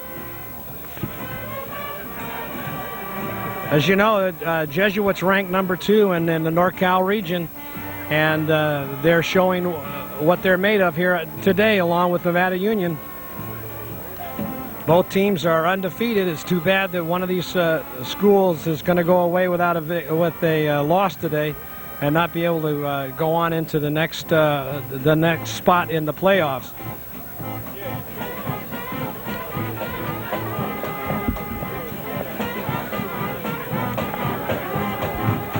Players should be coming back out onto the field in about 8 minutes for the start of the second half. The Nevada County Game of the Week is brought to you by these fine sponsors. The new Liberty Motors in Yuba City, and the original Liberty Motors in Grass Valley. New Liberty Motors carries used cars, and Liberty Motors is your official Dodge dealer. Hanson Brothers Construction and HB Reynolds. HBE Reynolds has all the equipment for your needs, whether you are a contractor or a homeowner. Hanson Brothers Construction and HBE Reynolds. Little Red Schoolhouse Educational Supply Store. Stock up on school supplies today. And don't forget the holiday season is here. Present your favorite teacher with a gift certificate from the Little Red Schoolhouse. The House of Print and Copy. Order your family Christmas photo calendar today. The House of Print and Copy. With every dollar they earn goes back into the Nevada community. The House of Print and Copy, 273-1000. And also by Touchdown Productions, Nevada County's leader in sports television. Join us next week if the Miners win today for the city championship game, as Nevada Union will take on the winner of today's Johnson versus Grant contest. Remember, next week, Nevada Union playoff football continues as they battle their way to a sectional title on the Nevada County Game of the Week. And of course, stay tuned with Touchdown Productions all year long as we continue to bring you the best in quality family entertainment in the year 2000. Tune in every Saturday and Wednesday at 8 p.m. and 12 midnight, and Thursday and Saturday mornings at 8 a.m. only on USA Media Channel 23 and AT&T Cable Services Channel 11 FCAT. FCAT.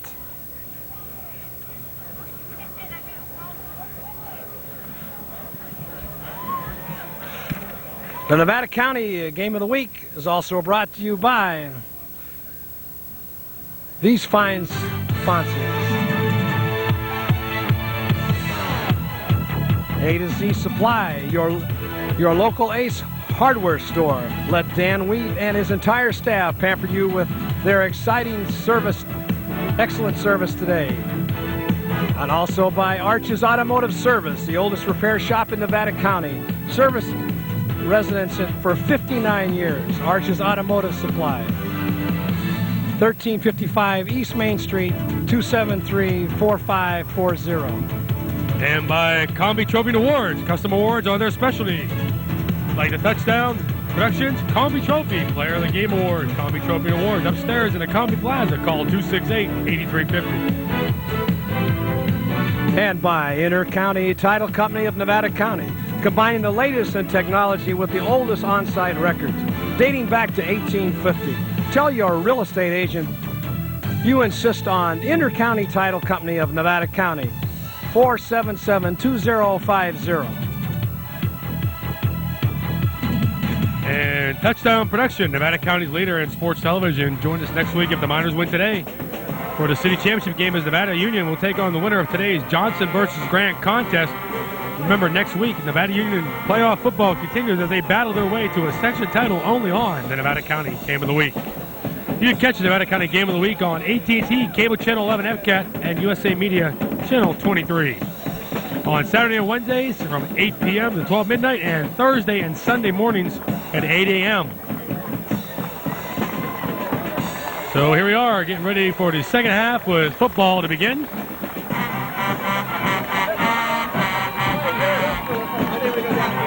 So Marty, tell me your keys to the second half here, and while I get readjusted here, I kind of got stuck in that candy line down there, and there's a big crowd out here, Marty, 4,500 people. Certainly have a big crowd, and with this massive crowd of over 4,500 people out on this stadium, and this field is not built was not built for to hold this big of a crowd, and there was a line, a long line at the concession stands, the restrooms, and it was tight trying to get in and out in that short period of time. But it looks like the Jesuit has come back out onto the field now, and we can expect another dynamite second half as the Jesuit Marauders and the Nevada Union Miners get ready for the kickoff in about 3 minutes. Have the kickoff, and we'll be starting the second half. It looks like it's going to be a barn burner later on in the second, third, and fourth quarters, and we're looking for high scoring again because the defensive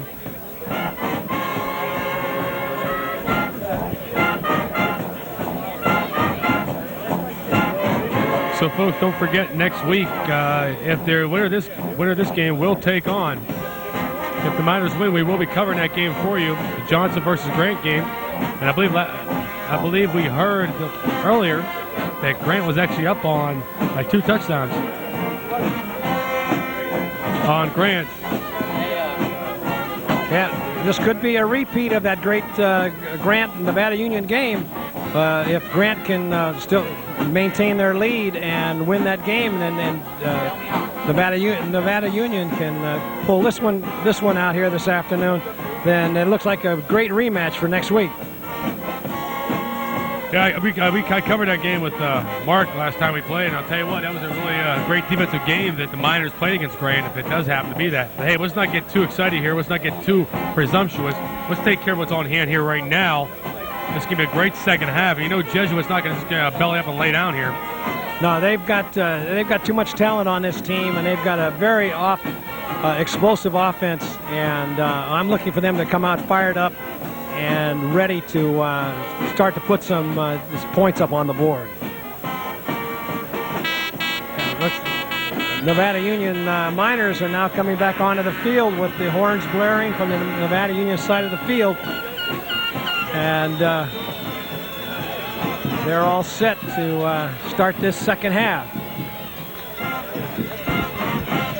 So just like Coach Humphers had deferred the toss that he won in the first half, you can see kind of now why he deferred that, even though they're winning 28-21. Well, you don't want to. I think you're right there. I think that's a good call. Terry Logue does that for the Bruins all the time. Defers on the kickoff so he can start the second half and get that momentum going. You don't want your opponent to. You don't want your opponent to start that momentum. So this way it gives them the opportunity to see what they can do and get something started. They can score, and now the opposition's got a big uphill battle after that. So stay tuned, folks. It's going to be a great second half of football action. And hope, you can see here it's either going to be A, a defensive battle between both teams, or B, a high-powered offensive battle, I think, because these teams can explode either way. I think I'm going to have to go with if I have choice of A or B, it looks like I'm going to choose B on your on the offense because I'd like to see him hit your 100 score that you predicted long before the kickoff. Well, let's just say I feel lucky for 100 tonight. That's what I felt. I guess I want to go to Reno lately here pretty soon, I guess.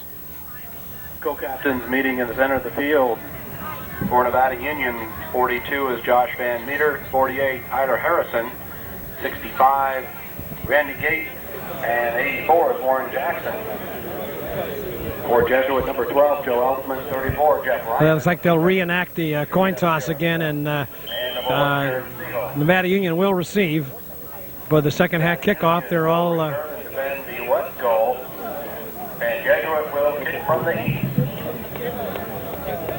It's getting a little chilly out here. The fog has stayed around all afternoon. I thought it would clear up and the sun would come out, but it's starting to get a little cool up here in the stands. So it looks like it'll be hot on the field as the Nevada Union Miners get set to receive the second half kickoff.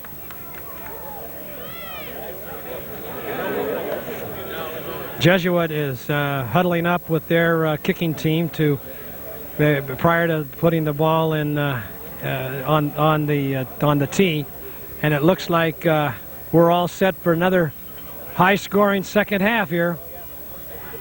Score is 28-21. Yeah, Marty, you got it. 28-21. The second half is ready to begin, and the Miners up because they scored on there in the last minute of the first half on a great pass by Josh Renicky to Scott Andrews. Ready to go. Yeah, it's they're going to take a lead in here and start the second half, and it's. Jared Siegel to see it up for Jesuit, team for Nevada Union. Scott Andrews and Thomas Egger. Gerard Siegel is teeing up the ball. Looks like he'll be trying to kick that ball in the end zone like he's done on several occasions. His last kick that he did was hit the top of the ball a little bit, and it didn't get into the end zone. But I look for this one to be in the end zone. Let's come up a little short. Oh, still a fumble in the play there. Recovered by the Miners. Ball's recovered by Nevada Union at about the 15-yard line. Heidelberger fell on it. Ball spotted at 16, where Nevada Union will start on the second half. First and 10. Well, it looks like they've got the ball on the about the 16-yard line. Be first and 10. So here we go, back to action. Renicky in the backfield. His quarterback controls, hands off to Isla Harrison. Harrison, the ball Counter play. Once again, I went with the deception, so I didn't see who made that tackle there, Nick. The fakes, handoffs in the backfield are very good. I'll be honest with you, that play there kind of fooled me. But, back to action. Now Heidelberger takes the ball off tackle on the right side on the sweep. Takes it. He could break the whole way. Heidelberger takes all the way to near midfield to the 48-yard line. Tackled by Charles Bell. Gain of about 24 yards and a first down Miners. He broke it out through the line of scrimmage into the secondary, and that was a touchdown-saving tackle by Charles Bell. Another big hole opened up for about 6 yards. Just like that, Marty, I'll tell you, the Miners taking that momentum they had at the end of the first half and now into the second half. Second down, about 3.5 yards now to go for the first down. On the Jesuit 47-yard line. Wing T formation, Heidelberger in motion, takes the handoff from Renicky. As you stop stone cold. They were stopped by the entire... There's a flag out there, Marty. I don't know. It could have been a personal foul there. Heidelberger, the ball carrier. Might have been unnecessary roughness on that. There was some delayed hits and... Well, the tackle was fine, but it was after they kind of pushed the helmet down of Heidelberger into the ground. Of course, the referees didn't see it, but hey, that happens. I guess they didn't call the flag, but that looked like a little excessive activity going on after that tackle was made. Oh, you got a first down, looks like. Cross the Isla Harrison takes the ball on the left side through about the 3-hole. Makes it a first down now. Ball on the 40-yard line of the Marauders. Tackled by Jared Siegel. Jared Siegel's been all over the field today for the Marauders. Marty? Yeah, he's been doing it all, both kicking and receiving and also making tackles on defense. Ball handed off the middle, the gut to Isla Harrison, stopped for about maybe a gain of maybe 1 or 2 yards in the play. Great defensive tackle by number 54, Matt Johnson, of the Marauders. Gain of 2 yards, second and 8. Second down and 8 now, ball on the 38-yard line. Just underway here in the second half action here of the playoff action. Winner takes on the winner of Johnson and Grant in the city championship next week.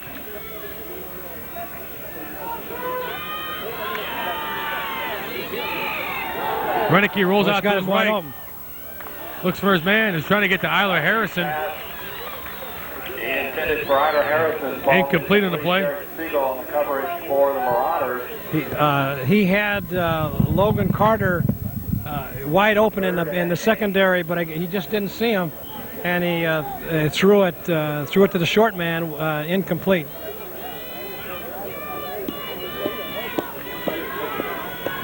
So here we go, third down, about 8. Third down. Renicky, counter action play, fumble. And the Marauders pick it up, number 82. Brought down, I believe, by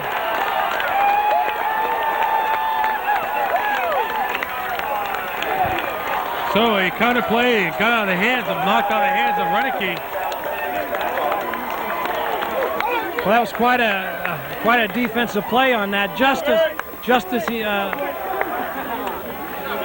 Renicky was ready to do the pitch out, he was hit immediately by a defensive lineman, and the ball jumped straight up in the air, took one bounce on the ground, and right into the hands of to the receiver, and he took it off down the field down the 10-yard line. Oh, Bell took it right in. Hard time seeing the play, folks. I apologize for that. Touchdown, Marauders. Touchdown, Marauders, and Oh, no, Marty, just like that. Big turnover. Costly. Waiting the extra point now. Yeah, that was a quick handoff to Bell, and I couldn't see because of the fans were all standing couldn't see up. him. Yeah, a little fuzzy monitor. Yeah. We apologize for that, folks, on that call there. So it was kind of hard to see, but he took it in on the left side for a touchdown. Back for the kick. The extra point's good. But just like that, we're all tied up at 28. So the momentum keeps shifting back and forth in the ball game here. And you had it going in at the end of the first half.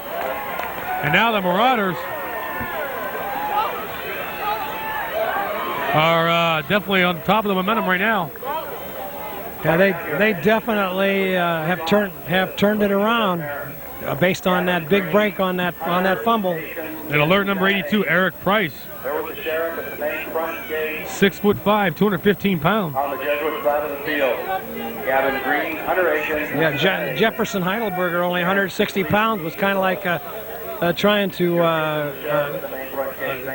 wrestle him down to the ground like a rodeo steer out there. He was a little overmatched, I think, on that tackle. Well, 28-28 here, with 9:17 left to go in the third quarter. Back deep to receive now is Jefferson Heidelberger. Thomas Ager. That ball be in the end zone. Oh, there's that kick there's that kick you were talking about. And I'll tell you what, that ball almost went through the uprights. Yeah, just a little bit left. He's been known to knock him through the uprights on several occasions. I don't know if Stanford's down here today or California University down here. If they have any scouts in the stands right now, I'll tell you what. That's pretty amazing. He should be kicking somewhere. Ball's handed off to Owen Jarrett, taken outside, stopped for a gain of about 3 yards in the play. Well, I'll tell you one thing, Nick. The Jesuit Marauders they're fired up now.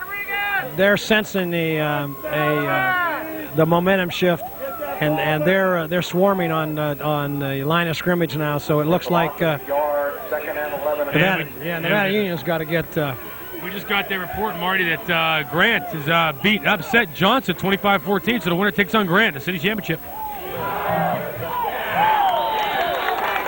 Well, that was right up the middle, and there was nowhere to go.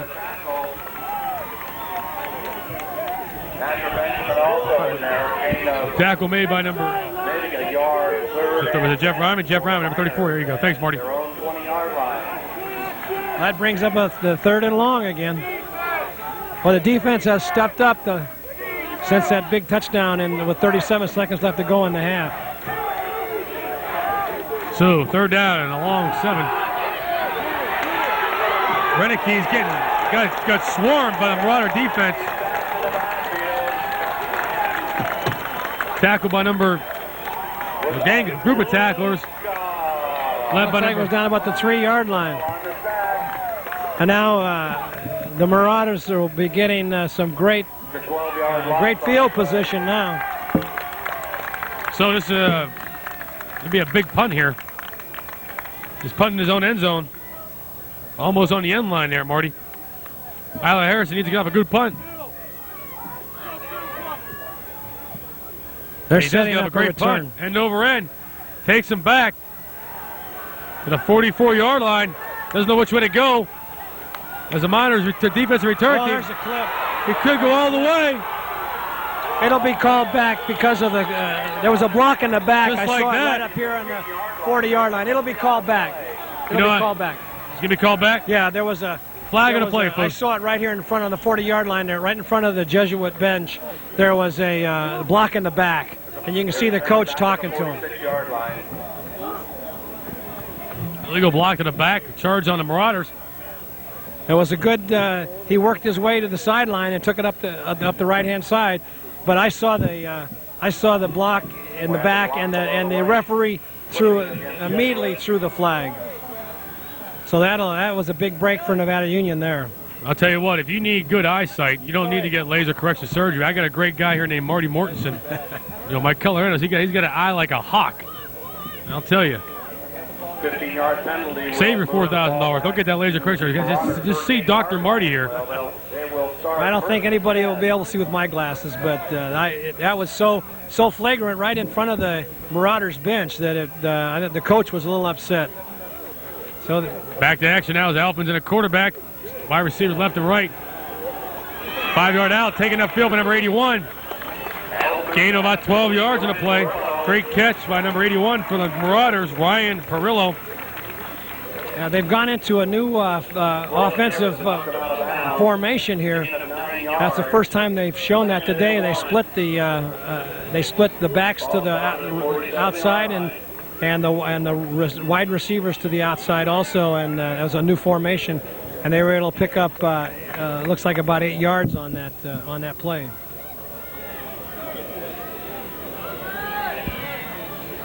There we go. Ball pitched out to the right-hand side to Charles Bell. Charles Bell takes from the quarterback. Elfman takes it for a gain of about 3 yards in the play.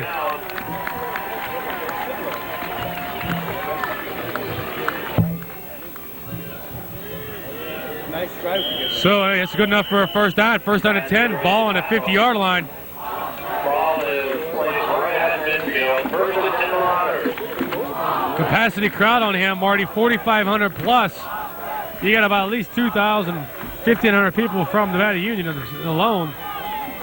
And they're enjoying a great game here. First down at 10, drop back pass, 5-step drop, looking deep down the sidelines. Oh, he overthrow for Charles Bell, but wide open on that. He was wide open. There was no Nevada Union defender within a 10-yard area of him.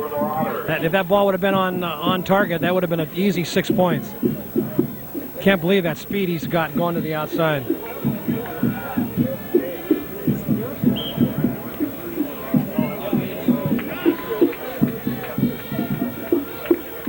Well, covering this playoff game at Touchdown Productions, the Nevada County Game of the Week. We got a great crew on hand here, as usual every week. Bringing you this broadcast. Second down and 10 now as Joe Elfman to the quarterback. Motion left, Jared Siegel. Ball's handed off to Siegel. Motion man takes it all the way down. For about a gain of about 13 yards in the play. Jared Siegel, tackled by John Storms of the Nevada Union. And I'll tell you, that was kind of like an end around. He broke to the outside, and he turned on the speed, and he was able to pick up some big yardage. So first and 10 on the Nevada Union 39. This Jared Siegel, I'll tell you what, he's impressing me. 5'10", 183. This young guy, I'll tell you what, he's for his size, just like a Jefferson Heidelberger that we have on our team, running back. Alvin back in the quarterback again, I formation. Looking to his right, getting heavily rushed by the minor defensive squad. Ball's, caught by number 81. Brought in well by number 81 for the Marauders, Ryan Perillo. It was almost dropped for a loss back there. And Nevada Union defender just missed him, and he was able to run out to the right and throw that pass. It was a great catch for about 6 yards. Exactly, and great pinpoint passing there by the quarterback. Can't forget about Joe Elfman, the quarterback. The Marauders, ball handed off up the middle to Mark. Jeff Ryman. Jeff Ryman, the ball carrier. Good for about Great hit by number 21, John Davis for the Miners. That's a big hit. He a little wake-up call there for John, because he broke through the line of scrimmage. And but this Jeff Ryman, he's a senior, 6'1", 215, good size running back. I don't think he wants this to be his last game. I don't think he does either. Right. Kind of a subdued crowd over there for the Miners. Crowd over there is kind of subdued right now, with Jesuit driving down the field. Looking deep. Overthrown again. Looked like number 81, the intended receiver, Ryan Perillo, kind of got his back turned the wrong way. He had his eye on the ball, but he turned his wrong shoulder. The ball was overthrown, but there was good coverage by the Nevada Union secondary on that. So the crowd on both sides now kind of like just hush, hush. You can hear almost a pin drop in here right now. As everyone's on the edge of their seat right now, as you can only imagine, the winner takes on Grant. As Grant defeated Johnson 25-14 today. Charles Bell, the ball carrier, stopped by Van Meter. Right at the line of scrimmage, that was a big tackle on that one. Afraid to play tough competition. We're not going to beat up on Ball spotted at the 28-yard line, 3rd and 10. Well, it's a big third down coming up here, Nick. 3rd and 10 on about the Nevada Union 28-yard line. But if the Jesuits on this side of the 50-yard line with their kicker, Jared Siegel, they can kick a field goal from any part of the field. I have to call a timeout. A little bit of confusion on Jesuit, so Joe Alf made a call his timeout, talking over his coach. And with that timeout, with 4 minutes and 3 seconds left, we are all tied up here at 28. The 28 as the Jesuit Marauders coming out storming in the second half. Playing great defense, heads up ball, and get in the end zone. Yeah, if Nevada Union can hold them here to a 4th down, then you'll be able to take an opportunity to see this kicker, Gerard Siegel, number 1, who I was watching him during warm-ups, and he was kicking field goals from for about 40 to 45 yards. So he's a threat on this side of the field.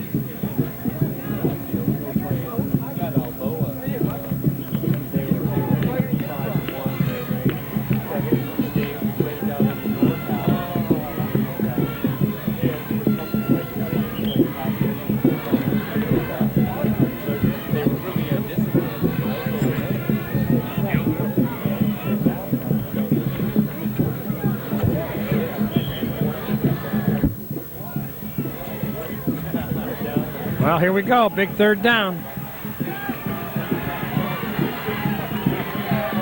Back to action now as Elfman takes the ball, fake handoff. Big hit by a swarming defense over the...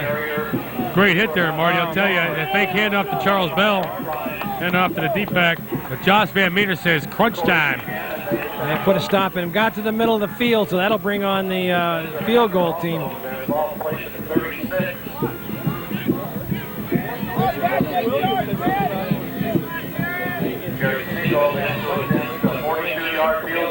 Well, here you go. That strong leg of Jared Siegel, the all-around athlete for the Marauders. This is a chip shot for this young man. Let's see what happens here.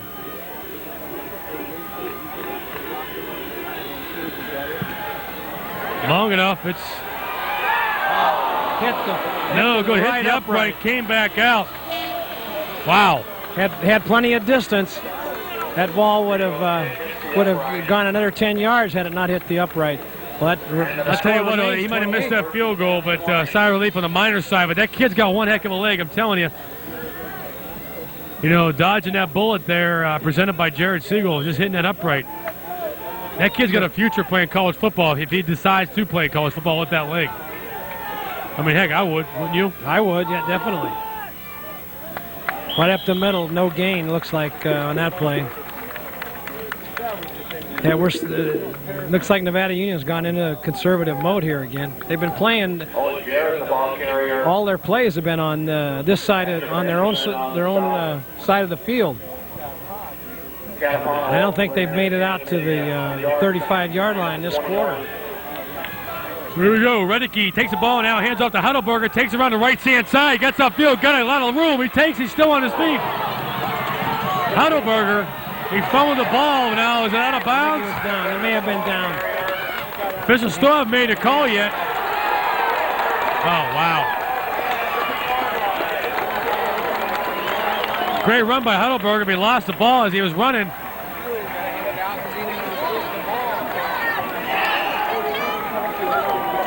The ball must have stayed in bounds because the Jesuit Marauders got the ball now on the 50-yard line.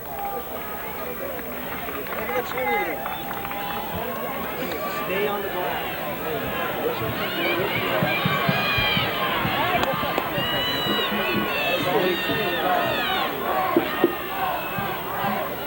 Well, that was a big break there.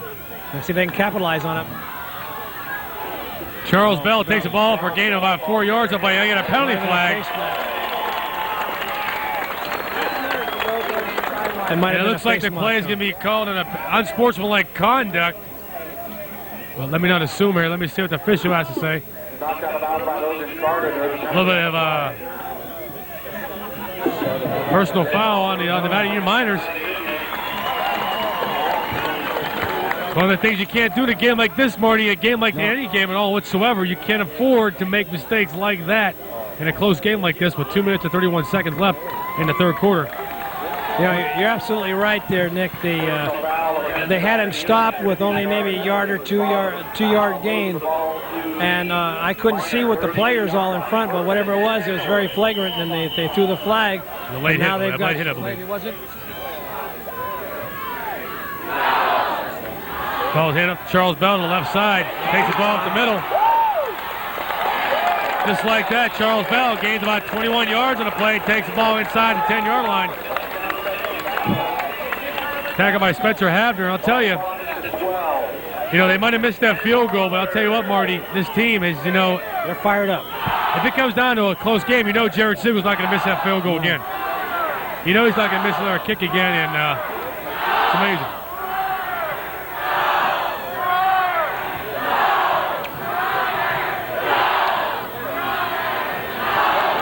Ball's handed off to Jeff Ryman.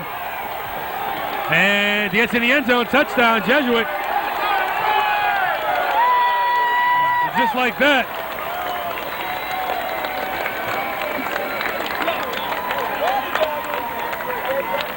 They are being kind of tentative out there. Directed from my truck. They had a better viewpoint on that. I cannot see that with the great crowd in front of us here from Jesuit. But it seemed like NU's being kind of tentative on defense, waiting to make a tackle, Marty. Yeah, I couldn't see because of the crowd had jumped up in front of us, but now they're set for the. So here comes a replay after the kick here, Marty. We'll be able to get you up and going on that. Jared Sigel, boom. Sigel's kick is good. With a minute 55 remaining in the third quarter, Jesuit 35, Nevada Union 28. You see, it was a quick handoff to. He cut to the fullback. He cut to the outside there. And once he got, it looks like, I can see once he missed the tackle. Now the safety's out of position, and too much speed to the outside, and Renicky just took it into the outside, the right-hand side of the end zone, and it was a touchdown. Finally brought down by 21, John Davis.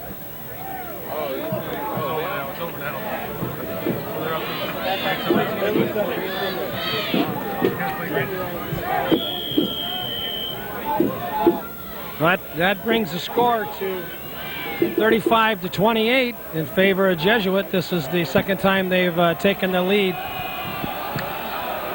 What is kick? This kick will be into the end zone again. No run back. That's quite a defensive weapon there. Nevada Union will take over first and down to 20. Well, Nevada Union's going to have to step it up a little bit here and get a little bit more aggressive now. They're going to stay in this game. There you go, back to action now. Jefferson Heidelberger takes the ball. Penalty in the backfield. Penalty in the backfield. Looks like it's going to be on Owen Jarrett, I believe. The block below the knees, I think. There's a holding call. They're just digging themselves a bigger and bigger hole here. They can't afford to put themselves in a hole right now. We're getting close to that fourth quarter here. 35-28. The Marauders of Jesuit have controlled this whole second half from the very start. Looks like the one of the offensive linemen for Jesuit was in the backfield there. That he's down on the turf with some injury. I couldn't tell who it is, though. I believe it's Kelly Miko down the field, but we'll see what happens here as he gets up. He's being attended to by the team trainer and coaches. Holding against Nevada Union. Half the distance. There you go. He's up on his feet, walking off his own power. That's good to see that.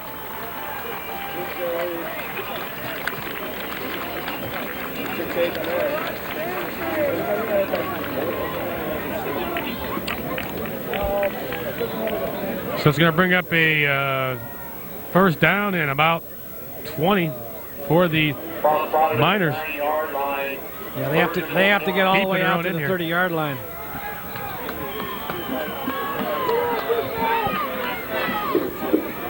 Renicky hands the ball to Heidelberger. Heidelberger takes it upfield. Got some big yardage on that. 13-yard run there, Marty. Takes about the 22-yard line. It's going to be second, third down, and 8. 21-yard line. Tackle made by the kicker, receiver, defensive back, Jared Siegel. Yeah, he's doing it all today. Now Jesuit has another player down on the turf there. Number 16, I believe it is for the. Oh no, correction. Correct me on that.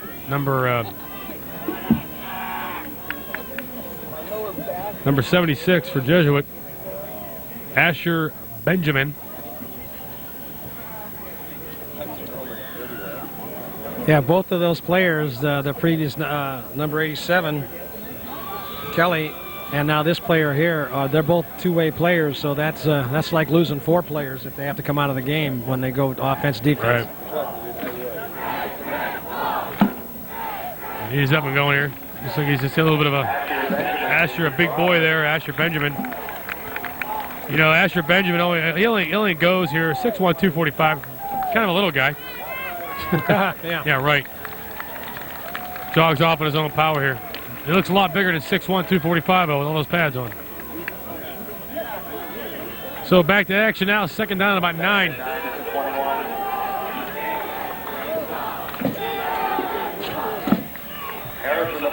Harrison takes it upfield. We're getting about 6 up the middle. They get a third down and about 6 now. For the Miners, tackled by Mike Luca. 25-yard line, 3rd and 5. A lot of depth in both of these teams, Marty, both offensively and defensively. Exactly. Both have big squads. Well, it looks like Nevada Union is going to have to get this first down here to keep this drive going. We're down at 6. Ball's hit out to Heidelberger. Heidelberger takes it upfield, turns on the afterbirds, leaps over, jumps over the defenders for the first down. Penalty flag on the play now. And you just want to hope if you're on the Nevada Union side, you're hoping it's not holding. That's basically all I can really think of what it could be right now. It'd be holding. There it is, holding on the Miners.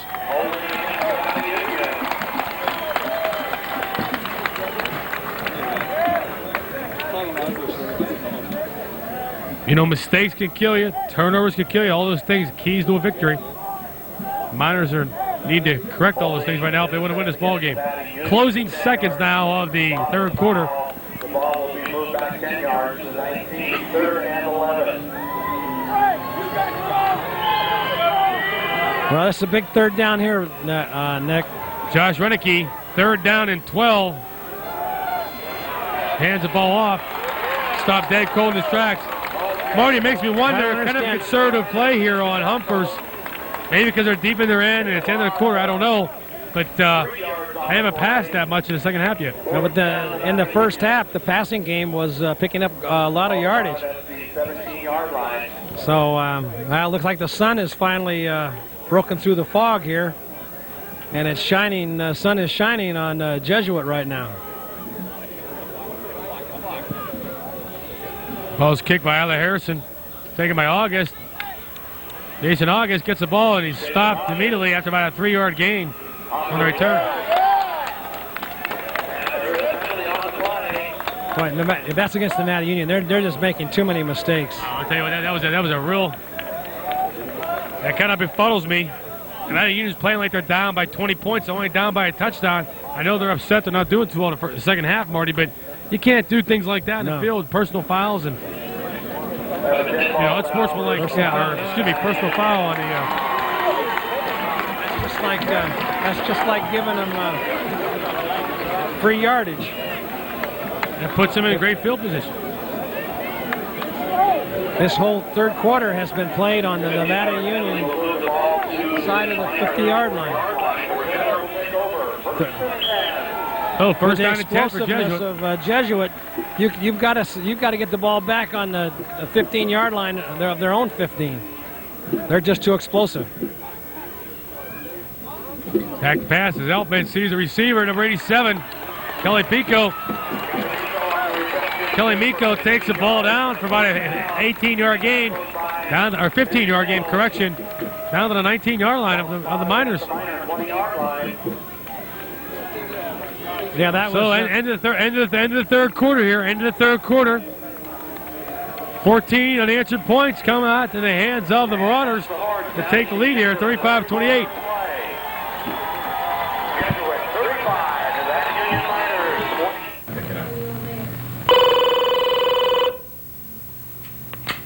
Domestic Violence and Sexual Assault Coalition, how can I help you?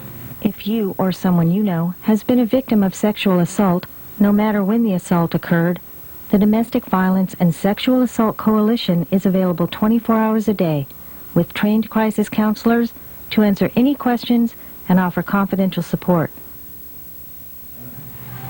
If there's anything else we can do, please call.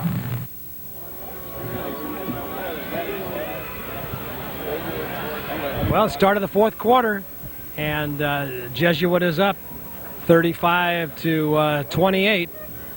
And this is do or die for both teams here. Next week is no game for the loser of this second round playoff. Jesuits taking the ball now. Elfman. Charles Bell, the ball carrier, knocked out of bounds by Charles Bell takes the ball field for gaining about 5 yards on the play. The Nevada Union's defense has got to come up strong here if they want to it's a gain of have any 3 chance yards. The ball spotted at Marty, that crowd cheers get me all confused here. I keep thinking it's the play's going on. I just almost fell to my chair here. And ball's handed up the middle of Jeff Ryman. Penalty in the play. Like a penalty flag. Jeff Ryman rambles down inside the 5-yard Looks like it's going to be holding on the play on the Jesuit Marauders. A holding call. It's in the vault. I've seen up here on the left tackle. The Marauders. Tripping against Jesuit is the preliminary signal. Okay, they're calling it kicking. I didn't know there was such penalty as called as kicking in football. I think they call it a trip. They tripped him. Let's see where it is here. Let's see what happened. I can't see it. It's a 10-yard penalty. 15-yard penalty. 15-yard penalty. Tripping penalty. We'll move the ball back to the 31-yard line. Well, a break there for the Miners. Second and about Jesuit would have had the ball first and goal on the 2. Now they've got it first and goal on the about the 32-yard line. So here we go. Second down and 21. Ball on the 31-yard line. Looking deep. And there's a screen pass. That's a lateral. That's a ball was recovered by the Miners. Let me explain that to you. What happened. That was a backward lateral pass. Lateral. It was. That was a big break for Nevada Miners. You know, I don't know what the coach of Jesuit's thinking on that. You got your control going. You've been running the ball well. Been passing the ball short well. There's a backward lateral. Maybe it's trying to do some razzle-dazzle, but you're up by a touchdown. And you're driving. You get a kicker like Jared Siegel. They can kick that ball for you through the uprights. Yeah, that was kind of a... Renicki's back in. The momentum now shifts to the Miners. They're going deep. They got him deep. Heidelberger. Oh, he dropped the ball. Oh, man. That had touchdown written all over it, right in his hands.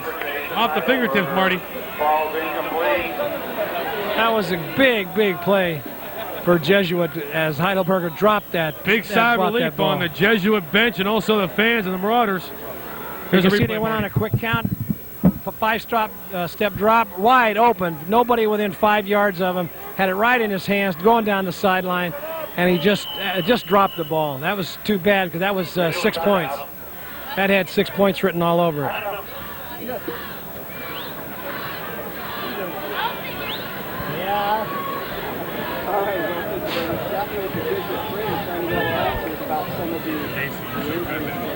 They having some discussion here. I don't know what's going on. Referee's going over to the bench.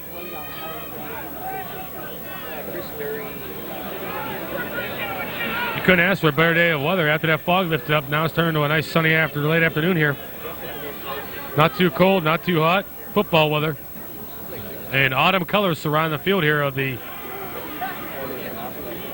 Okay, I guess I'm getting kind of scenic, huh?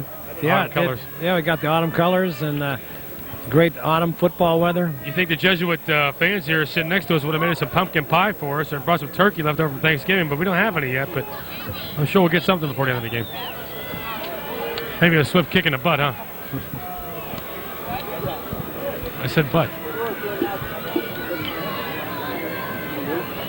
There's some discussion going on between the referees over on the Nevada Union side of the field over there at the bench. I don't know what the problem is.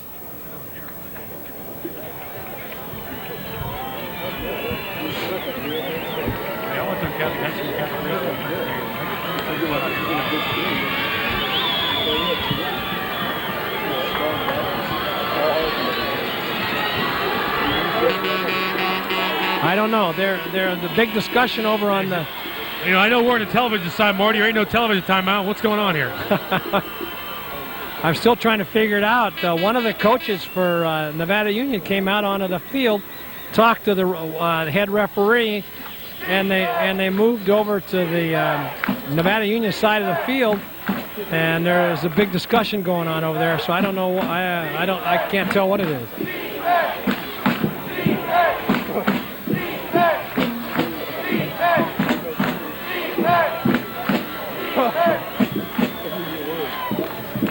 Well, I guess they're not going to signal what it is, sir. I'll tell you what, somebody just buy me a pillow and a blanket. Let me take a nap here. What is going on? These referees are just, they amaze me today, but they're doing their job, right? Just like we are. We don't know their job. I guess they had to fix somebody up down there or do something. Now we're back to live action, Marty. You ready? Yeah, second down and about 10 yards to go. Here we go. Renicky takes the ball in motion. Renicky looking to his left. Ball is thrown out in a curl pattern to Heidelberger. Takes the ball, gain about 8 yards in the play. Heidelberger on about an 5-yard curl, turns into an 8-yard play. Tackled by number 44, Billy Bunfill. And Benjamin for Marauders. That was a little pass out in the flat that picked up 8 yards. So this will be a big first down conversion, third down conversion if they can make it. Here comes Josh Van Meter. Here comes in as a tight end off the bench. Owen Jarrett running in motion down the left side and also up the middle now. Ball the ball. First down and more. Eiler Harrison. First down and 10. All important drive here for the Miners is Jeff Ryman. All over the field also today doing double duty. Jeff Ryman making a tackle. Well, that was a big third down conversion there. It's first and 10 now on the 40, looks like the 46-yard line.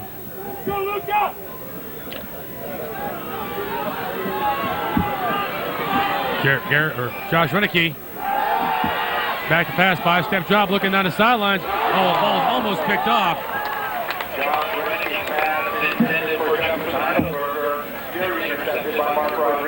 Almost picked off by Mark Rodriguez of the Marauders. Ball intended for Eiler Harrison. Yeah, it kind of threw up a little wobbler on that one. Didn't have any zip on it, and enabled the defensive back to come over and get his hands on it. Had it been a little sharper, that may have been a completion. So here we go, second down, ball on the 46-yard line. Ball's pitched back to Heidelberger left side. Finds some daylight. Brought down about their gain of about 5 yards in the play. That's going to be third down and 5. About 3 yards. It'll be third and 7. Correction, make that third down and about 6. Gain of about 4 yards in the play. Call the gain of 2, third and 8. Ball spot on the 44-yard line.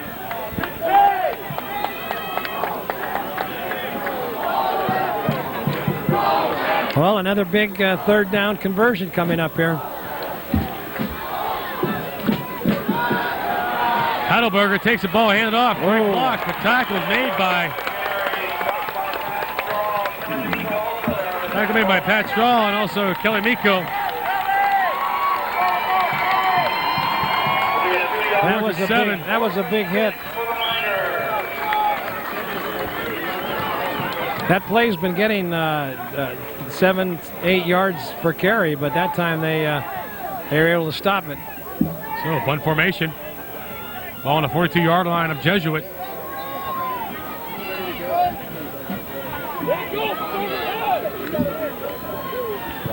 No rush that time. To keep it away from the to the sidelines. Takes a minor bounce out of the bounds about the 21-yard line. 21-yard line now.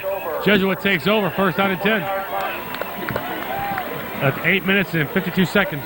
Let's take a look at this. The hitting by the defense of Jesuit. So you can see that. Watch this tackle. And it comes up and just lowers his shoulder right into his helmet there, and down he went. No yardage gained at all on that. Back to action now. Joe Elfman takes the ball, rolls out to his left. Balls running right receiver Kelly Miko.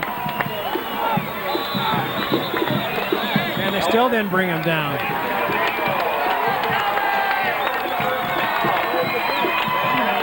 Great catch brought in by Kelly Miko for a gain of about almost 20 yards of the play. 8 minutes and 35 seconds and counting here in the fourth quarter.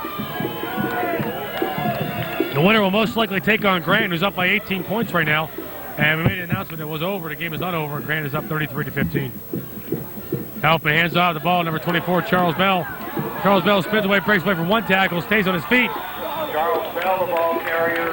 Boy, he did some pretty fancy footwork there. Did a little spin, a little juke. Took to the outside. He looked a little bit like him as he broke to the outside, picked up an additional yardage for an 8-yard gain. He's got the moves. He's an all-around fine ball player.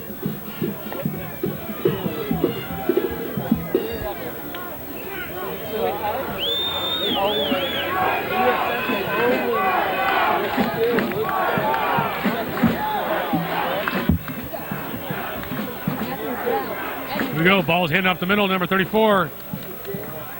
First down and more. What a big load there he is, that Jeff Ryman. Yeah, he just moved the Nevada Union front line for 5 years, got 5 yards, and got the first down. And if you don't get Ryman at the knees there, Marty, no, you can't arm tackle him. He's just too big and too quick. And he's just bowling over the Nevada Union line. Looks like they're getting a little tired, and I think Jesuit senses that, and they're on the move now. A score now would put this game out of reach, I think.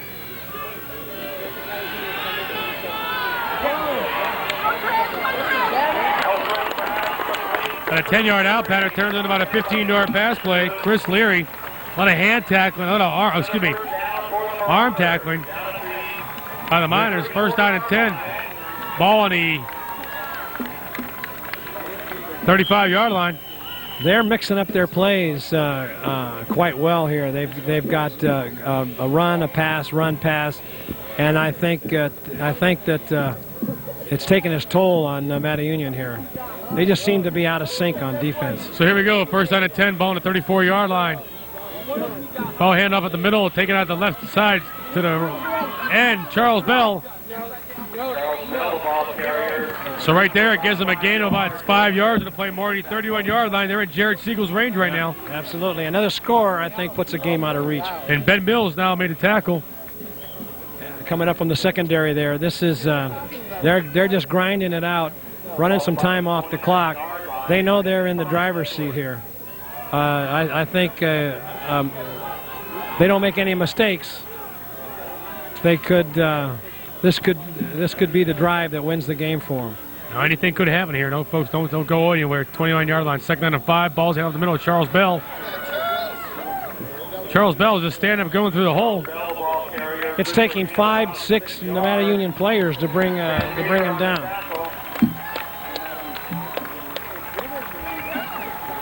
Official timeout to measure. Very near first down.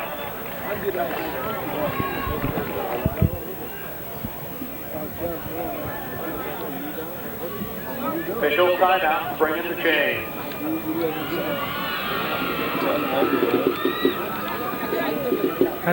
The way Nevada Union squad is standing around with their hands on their hips, and they look a little disheveled, I think. I really can't describe it, but I think they're... First down and 10, Marty. It is first. First down.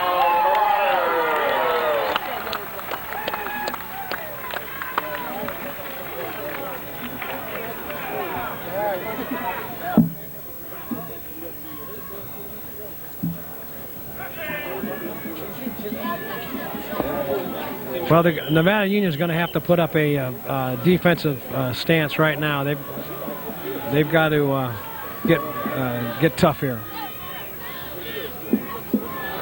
And the ball is hit off the left side.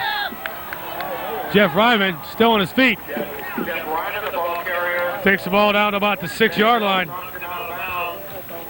He just continues Correction, to 16-yard line. To just mull over the Nevada Union defenders. 7 yards, the ball spotted at the 18-yard line. Second and 3. Two things are being accomplished here. They're running time off the clock, and they're getting closer and inside that field goal range.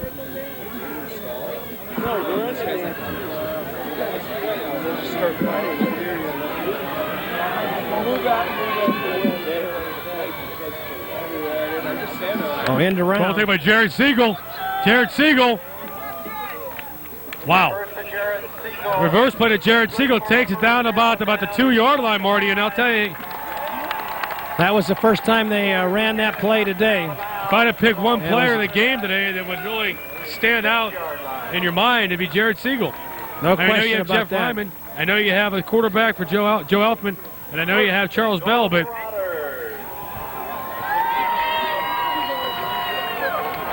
there we go. First down and goal to go. Fumble! Oh. That was not a very good handoff on that exchange there. The fumble at the 5. It'll be a gain of a yard. That could have been costly there, even though they're deep in their own end. The Jesuit Marauders fumbled the ball, but was picked up by Ryman.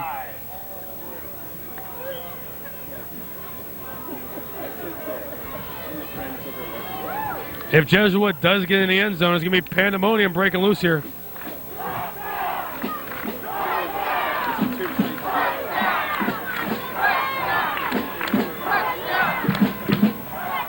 Second down, goal to go. Charles right Bell. in, untouched. Touchdown.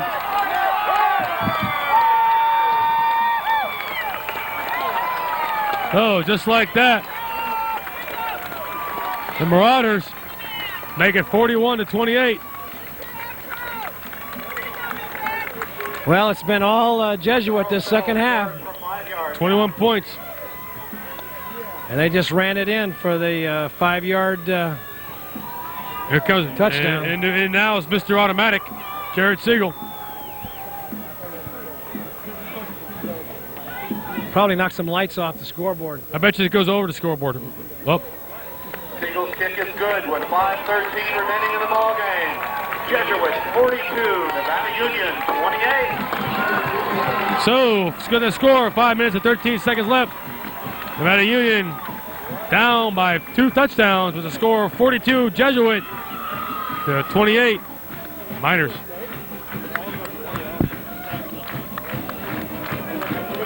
Well, the Nevada Union Miners have got their work cut out for them with 5 minutes and 13 seconds left to go in the game. They're going to have to come back with 2 quick scores to bring this game to a tie so they can still stay in there. From Johnson High School, Grant 33, Johnston 14.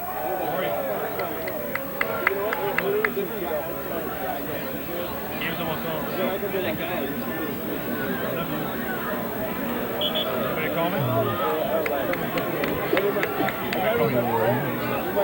We just received the final score from the Johnson High School Grant game, and the final score was 33-14 in favor of Grant. So the winner of this game will be playing Grant, and if Jesuit wins the game, as it looks like they're going to do, it'll be here next Saturday. Or maybe down at UOP. I don't know what the Sacramento State College? Sacramento City College is what a game we played next week. Sacramento City College, junior college here, off 47th Avenue. The game we played at Sac City College, that's next week. As Grant will take on the winner of this game at Sac City College.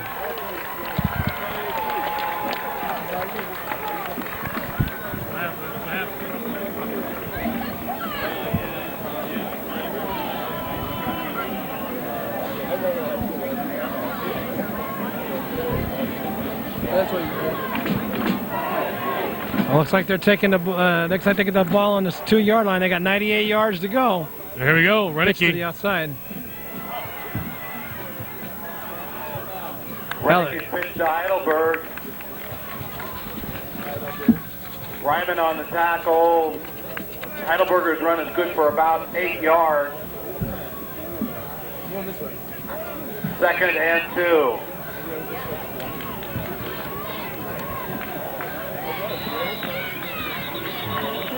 Timeout on the field timeout. there. Official timeout. I think there's an ant on the football, so they need to. Oh, timeout Jesuit. Okay. That's all right. Well, it's just these officials are taking some timeouts today. Of course, people they can't see some of the stuff that they call timeouts for, but that was a timeout for Jesuit. Oh, even though the score now being 42-28 in favor of the Jesuit Marauders, the NU Miners have had a great year. The record coming in the game: 10 wins, 0 losses, 1 tie. Great crowd support, great county support, great support from everyone in Nevada County for these Nevada Union Miners. Yeah, they had a great season. This will end up being their first loss, and 10-1-1 for the year is and come down into the second round of the playoffs. They've got nothing to be ashamed of. They're proud of their organization, and it's just too bad that they just came out a little flat here in the second half. And they got a lot of players coming back next year. So, I mean, they got a lot of underclassmen that are already proved themselves now in the varsity this year. So next year's going to be even a bigger and better year for the Miners. I don't think they even predicted to go this far at the start of the season. Renicky looking deep to pass down the field. There's nobody there. Pass falls to the turf, incomplete. Pat Strahl and Brett Dalton deep for the Marauders.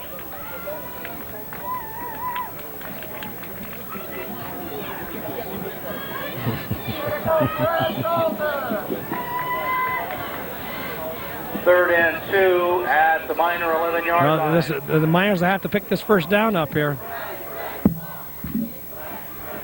Oh, looks like they're not going to get it. So they broke to the outside. It may Owen Jarrett, the ball carrier. maybe a little short. Thanks, Marty. I kind of missed that play there, and I appreciate you getting my back on it. Gain of maybe a half a yard. I was listening to Gilbert in the truck singing his little song down there, Sweet Old Cherry Pie. At the 11-yard line. It's going to be, this is the ball game right here. It's 4th down and about a yard. There we go. Josh Renicky takes the ball, hands off up the middle. Looks like they got the first down to keep the 4 minutes and 3 seconds left to go in the game. Gain of about 2 yards. It is good for a first down. Ball spotted at the 13-yard line.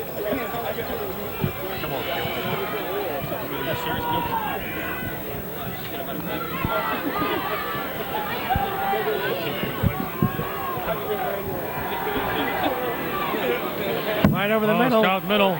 Great catch. Brought in by number 30, Jefferson Heidelberger. And I'll tell you what, if anybody's had a great year, it's been Jefferson Heidelberger. Multiple 100-yard games. Multiple touchdown games.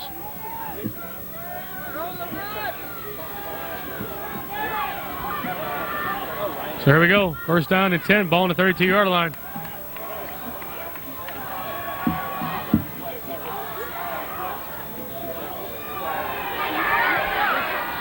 Ball's thrown and picked off by Jesuit, number 1, Jared Siegel.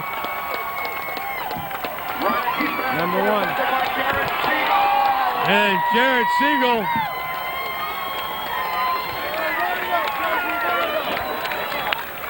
big defensive play there by Jared Siegel, who came up and intercepted that pass. And Jared Siegel has been playing everywhere today, offensively and defensively. 3:15. Well, as Don Meredith used to say on Monday Night Football, you can turn out the lights. The season is over for... Jared Siegel kind of reminds me of a utility player that plays baseball, multi-purpose player. He can do it all. Charles Bell takes the ball around the left side. Charles Bell, the ball carrier, is knocked out of bounds by Ben Mills.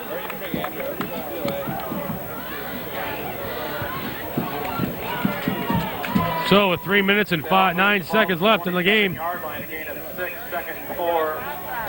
All they have to do now is just run the ball up the middle, keep the clock running, and they can declare victory and wish them all the best of luck next week against Grant.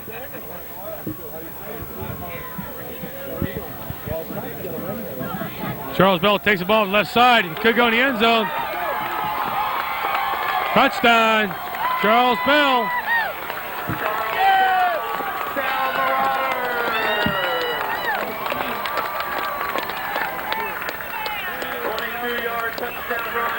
Yeah. 22-yard run by Charles Bell. Broke to the outside and took it in for 6 points.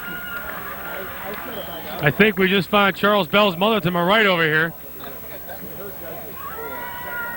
And she should be happy because her son just sort of scored a touchdown in his third of the game. Jared Siegel in for the kick. It's up, it's good, it's going to hit over the scoreboard. That ball ended up on home plate over the baseball field. I told you this Jared Siegel has got quite a leg.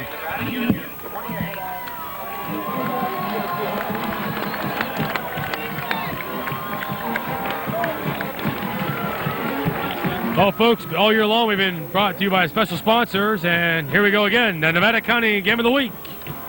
Brought to you by the new Liberty Motors in Yuba City and Liberty Motors in Grass Valley. Now you have two dealers waiting to serve you, and same great sales, same great service. Liberty Motors, 600 Fremont Lane. Hanson Brothers Construction and HBE Rentals. Get those projects completed before the winter weather sets in. Call Hanson Brothers for all your construction needs. Hanson Brothers Construction and HBE Rentals, behind the sand mounds on LeBar Meadows Road. The Little Red Schoolhouse Educational Supply Store. Remember, the gift of education for the holidays, it lasts a lifetime. Pick up a gift certificate to your favorite teacher today from the Little Red Schoolhouse Educational Supply Store, 274-2206. Also by the House of Print and Copy, the print shop that thinks it's a copy shop. Get your Christmas printing done at the House of Print and Copy, 11501 Nevada City Highway, 273-1000. Back to live action as he got the ball picked up by Scott Andrews. Scott Andrews runs the ball back to the 20-yard line. About 21-yard line.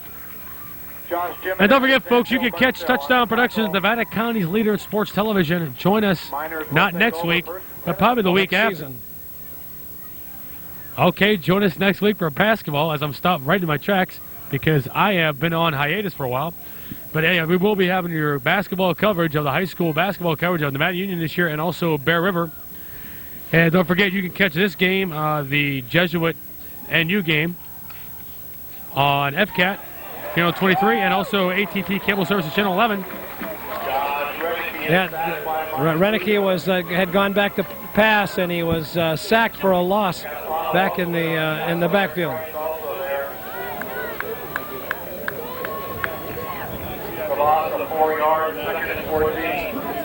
We'd like to congratulate the Nevada Union Miners on a great season as we go into basketball season full force, full steam ahead.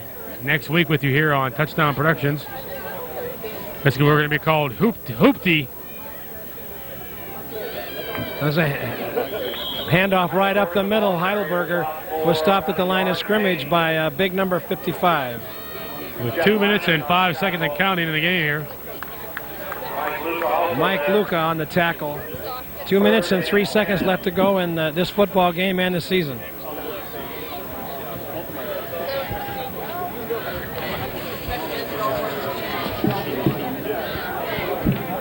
Special thank you to Gilbert Dominguez. He is one heck of a guy. He's our engineer-in-chief. Gary Renicky back to pass, looking for a receiver. As he's brought down. They only had one receiver in the pattern, and he was covered by 3 defenders.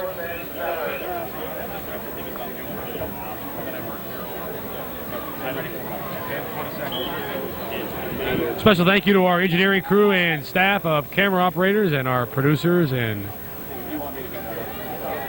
we got Corey, we got Casey, Julian, Gary Renicky, and back to pass is Josh Renicky. Scrambles, but he runs the ball, decides to take the ball himself. Upfield. Looks like he about the took it for a 37-yard first line. down. That was a big play there, first down. Minute and 1 second left to go.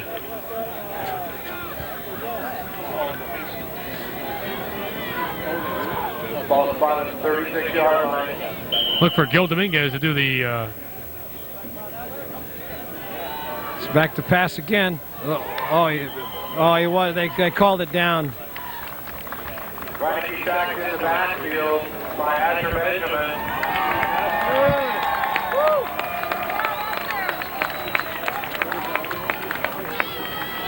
As time's winding down, Marty, I want to thank you for all your hard efforts coming on in the middle of the season for us and taking all my slack away and taking care of me being on my leave that I was on, taking care of some family stuff, and I appreciate all your help. Well, you did a great job, It's been a pleasure. I really enjoyed it. It was a great season. Well, both Bear River and Nevada Union.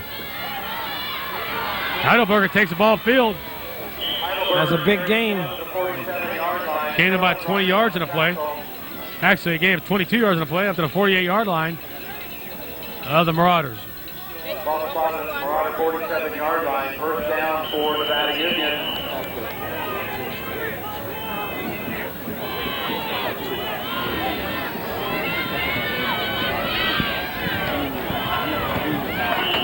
Looks like Heidelberger again on a carry. the clock is running down. That's gonna do it, it 10 looks like. seconds. Well, they've stopped the clock by Nevada Union.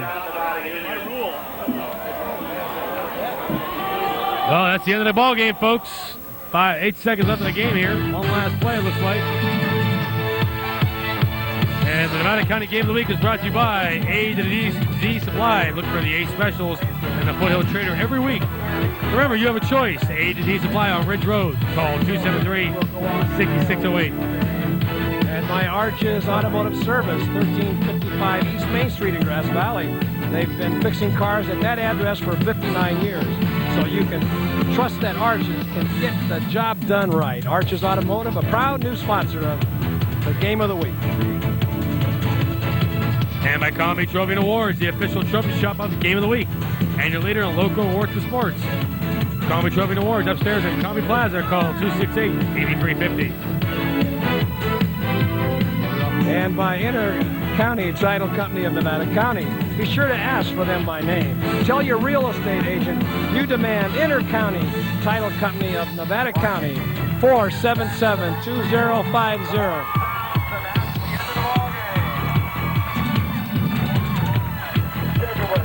Well, that does it, folks. That's the end of the ball game. At the score, 49-28.